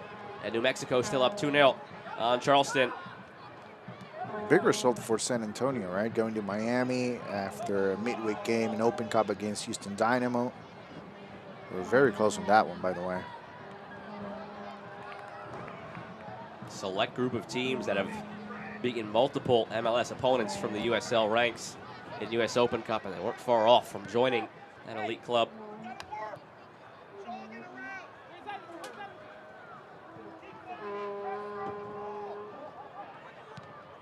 And even, teams from USL League One, Tormenta, they were able to match up really, really well with Inter Miami. I think overall it's been a very good Open Cup for USL teams. And in a different way than you would think, as far as one aspect of the tournament is concerned, that's in the League One against USL Championship head-to-head matches. USL League One during that first round where the USL teams clashed, they won the series. They won 5 of the 7 matches, so not the best showing for USL Championship, but from my perspective at least, positive for the league as a whole. Right. A showcase that, hey, there isn't that big of a gap between League One and Championship, and it's very deep all the way throughout. And you see here where the mind is at right now for Bob Lilly. Brings off the goal scorer, Cicerone, one of those top-line players, and brings in the center back, Shalani Peters. But we shouldn't be surprised, right? Make sure you stick around to meet the team. Doesn't get any easier from here for El Paso. On a short week, they're home against Sac Republic. And then they go at the defending champions, Orange County, who just beat down FC Tulsa 5-1 yesterday. And then at Las Vegas, which is all of a sudden sneaky. Las Vegas has been really strong in the Western Conference. They're an especially tough team to beat on the road when you're in that environment there with all of the extracurriculars at that venue as they put on a show in Vegas. You've got the kiddie pools and stuff along the sideline next to you, and you've got an MC on the mic during the course of action. It's always a bit jarring to go there on the road. So a few difficult ones ahead for El Paso after this difficult one tonight. But difficult is the operating word this season across the league. There are no easy outs. I was speaking with Juan Guerra, head coach of the Oakland Roots, ahead of a match a couple weeks ago, and he said if you went team by team, he feels every single team in this league got better in the offseason. It's hard to argue with that. Yeah, I do agree, and I think it reflects on the standings, right? We were talking about it just during halftime. You know, how the Rowdies and Phoenix Rising usually dominated both conferences in the last 2 seasons. It's completely different in 2022. And you've got some newcomers as well, like Detroit near the top of the standings in the East. Memphis, they don't have a lot in terms of the resources and a very short bench. But Ben Pierman continues to get the most out of Memphis, and they're in the top 4.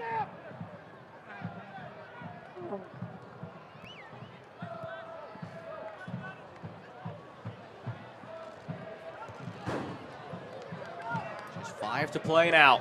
That's whatever stoppage time has in store.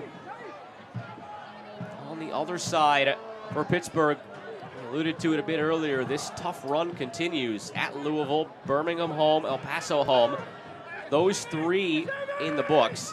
3 more big, tough tests, according to Bob Lilly, that would show him where his team exactly was at. And those next couple of tests next Saturday at Tampa Bay at 7:30 p.m. Following week, they'll stay in Florida at Miami at 7 p.m. before they begin June back here at home against Detroit City.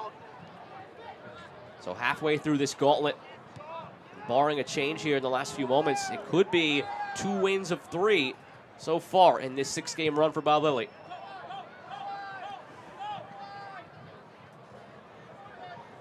Tough to begin that stretch of 6 with a loss to Louisville, but the way Coach Lilly makes it sound, he's very happy they got that game out of the way first. He would rather have that game at the front end than have to play all the other 5 teams and then go up against Louisville. He wanted that test right away. It was going to be a true measuring stick. Louisville was going to show them where they were deficient, what they could work on. They've worked on it, and they might have back-to-back 1-0 victories. Well, yeah, that's very important. It's very important because, you know, when you're playing against Louisville, there's a motivation behind the game. There's maybe just a little bit more pressure as well. You're facing one of the top teams in the league, plenty of history as well. But what you've been working on throughout the week, you try to put out a good show. They were not able to do that, but they learned from that, and that's the important thing. And now they're showing, right? You have to keep on working because, you know, it's not a given that you're going to get 3 points, whether you're playing at home in this league. So, you know, as of right now, I think they're putting out a good performance tonight, and deservedly so. They're leading the way. And El Paso find a stunner here at the end. They've been silent in this second half. Their stats from half number 1 to half number 2 identical. 2 shots, 1 on target in each half. Possession has been at that same 60-40 clip in each half. And that 0 on the scoreboard has remained in each half. Completely unnecessary foul here from Griffin.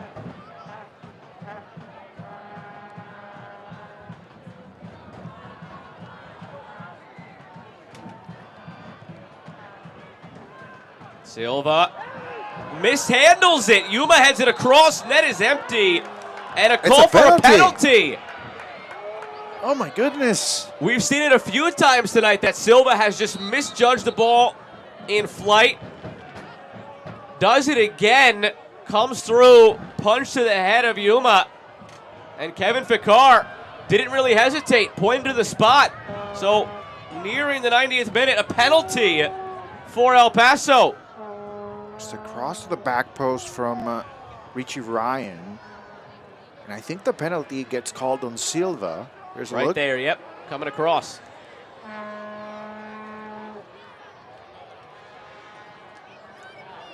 He made a lot of body contact with Yuma. The question was it intentional or was he going for the I don't ball? know. I think he was going for the ball, and I think the contact comes after Yuma touches the ball. In that case, before or after wouldn't necessarily make the big difference. It's just a matter of whether Fikar would determine if he was going for the ball or not. But it's a mess that Silva created for himself, and he's done it a couple of times tonight, having trouble tracking the ball, and now he'll have to deal with Solinak from 12 yards out. And this all comes after a very unnecessary foul in the middle from Griffin. But let me tell you, it's going to be very hard for any goalkeeper in the world to go for that ball and not touch Yuma. It's impossible to stop. It's just impossible. And that's the way to go if you're a goalkeeper. You know, you cannot go soft there or think, I don't want to touch Yuma. I want to go for, get the ball and not touch him. It's impossible to do. Here is Solinak. A chance for his 6th of the season. Silva makes the save. Rebound, and it's out of play. Silva made the mess. He cleaned it up. It's still 1-0 Pittsburgh in the 90th minute. The crowd loves it, and so do his teammates. What a moment for Silva. Facing Lucho Solinak, an experienced player. Takes the shot. The save. Looks onto the right side. Moves there. Stops the shot. And Pittsburgh regains the lead.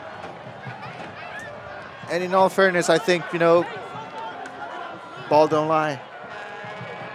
Ball don't lie, in the opinion of Jose Rodriguez. And I think the opinion of every fan in attendance at Highmark Stadium.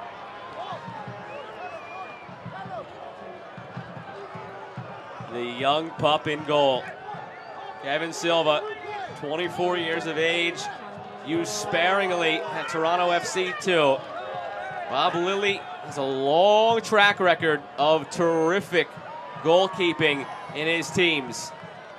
Trying to find a new one to take the mantle from Danny Vitiello, who left in the offseason to Sacramento. He's played 2 games of Jamal Liwait, 2 games of Chase Vosvik, now 6 starts for Kevin Silva. He's had an up and down evening in terms of judging the ball flight, highlighted by him conceding the penalty. Right. But he bails it out with a penalty save. Yeah, he makes the save, and you know, it's something that it's gonna help him a lot, right? Because you know, it's the time as well in the game that you make that save. You made a mistake because you will be credited. If you get credited with the penalty, then that mistake is on you. So he's able to get the save late in the game, and you know, if things hold on for the next 4 minutes, he's gonna be a key part of Pittsburgh getting 3 points tonight. I think it might be a little bit more than 4 minutes. 5 minutes of added time, the official word, but that was put up on the board before we hit 90 minutes. And this is going to be the first kick of the ball after 90 minutes because of the injury. So after the 5 minutes were put on the board, the first kick of the ball comes at 91:30 if you're keeping score at home. So this one could go until about 96:30 in the upper left of your screen. And for Solinak, by the way, 4 penalties he's taken previously for El Paso, 4 penalties converted. His first miss in an El Paso uniform. Well, you know, he's the player to go to when you have a penalty. And listen, you have a lot of options right now on the field if you are El Paso. But, you know, you're not wrong when choosing Lucho Solinak to take a penalty kick. This is eerily similar to the last play. Yes, a yes. Free kick from around this spot, other side of the field. This time they go short. Now Mares will loft it up. Silva tracks it. A lot cleaner than the last time. A lot less eventful, I should say. Well, he's running high in confidence right now, so it's not. He's not going to make a mistake there.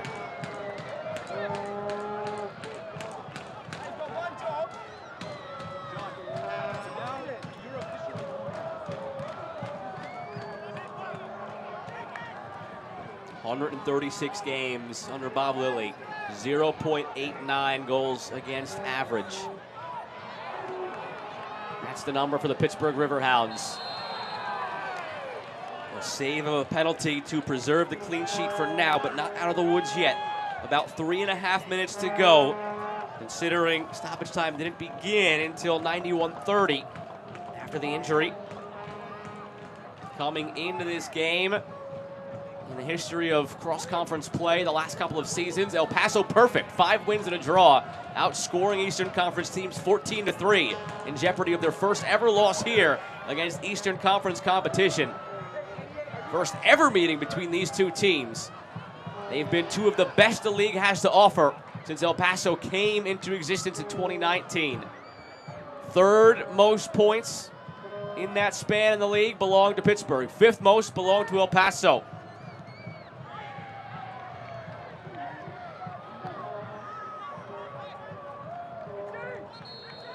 Pittsburgh has also been terrific at home. They've won all 5 matches at home in 2022, part of a larger run of 13 unbeaten, dating back to last season, going all the way back to last August 11th. Number 6, Richie Ryan.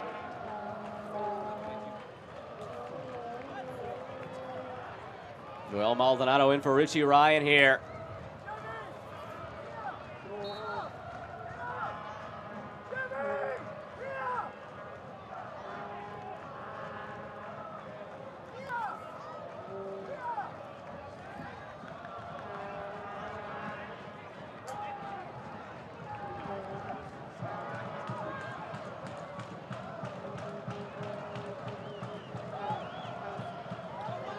Even in the closing moments here of stoppage time, just a lack of urgency from El Paso. You talked about it about 15 minutes ago.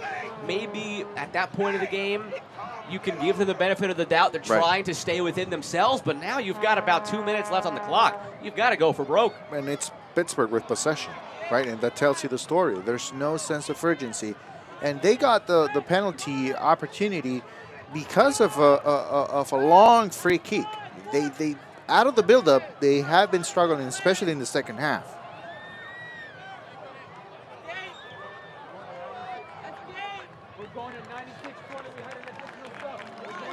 So again, it's past 95 in the 5 minutes of added time that were given, but stoppage time began with an injury to Pittsburgh. So the first kick of the ball in stoppage time didn't come till 91:30. So keep an eye on this one going about a whole extra minute now, up to about 96:30 on the clock. Up to Kevin Ficar now.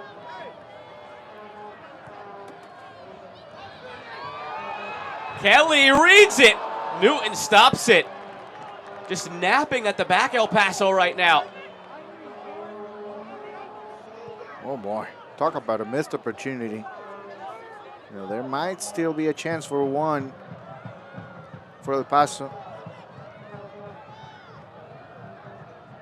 Zacharias for Mares. Maybe their last chance here, about 30 seconds to go.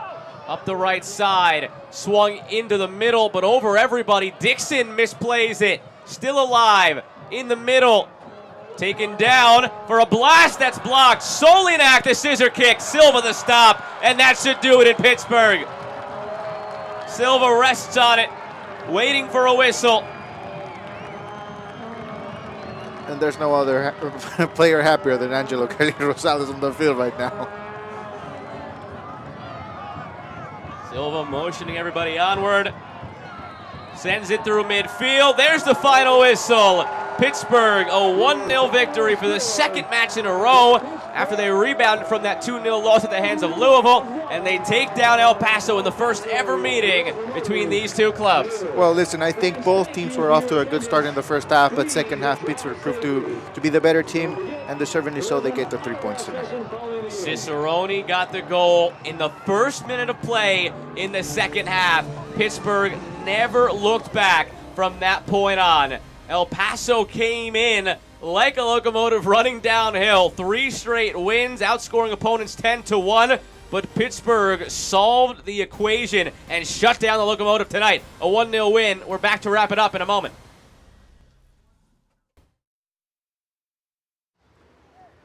Feels good to be off the sidelines, doesn't it? Oh yeah, it does. That extra effort with AHN Sports Medicine got you back here. With every specialty set, custom training day, and personalized drill, you bettered your body. Now line it up. They don't see this move coming. Told you. Go next level with AHN Sports Medicine.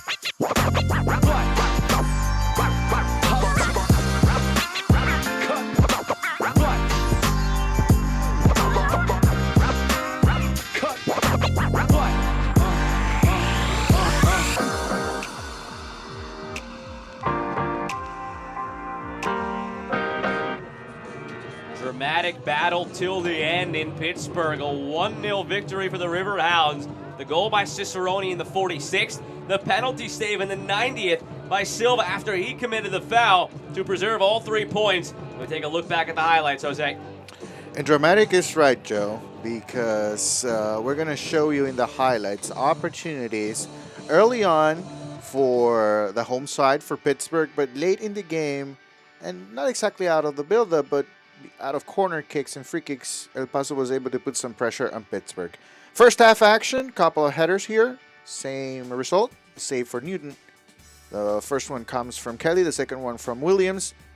A great showing early on in the first half for the goalkeeper. Let's move on to the second half, and early on, great combination on the right side. It's Dixon and Kelly.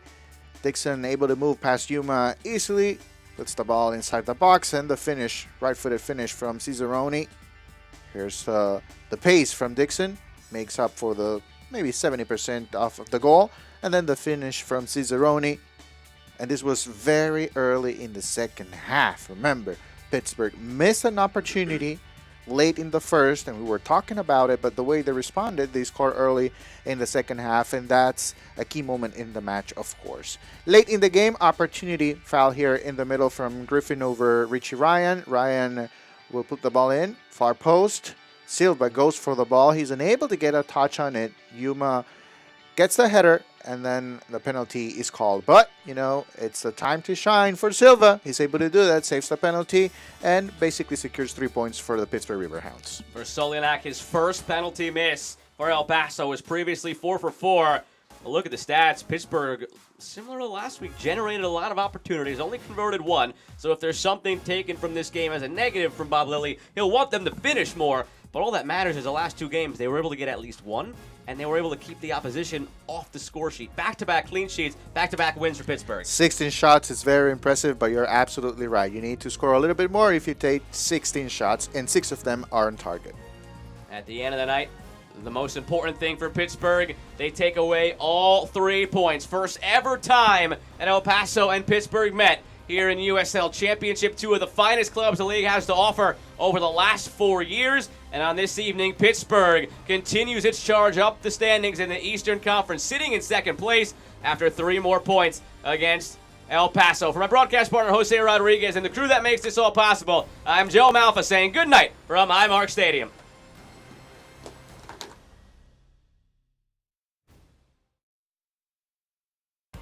This copyrighted telecast of the United Soccer League Championship cannot be retransmitted, rebroadcast, or reproduced without the expressed written consent of the United Soccer League Championship.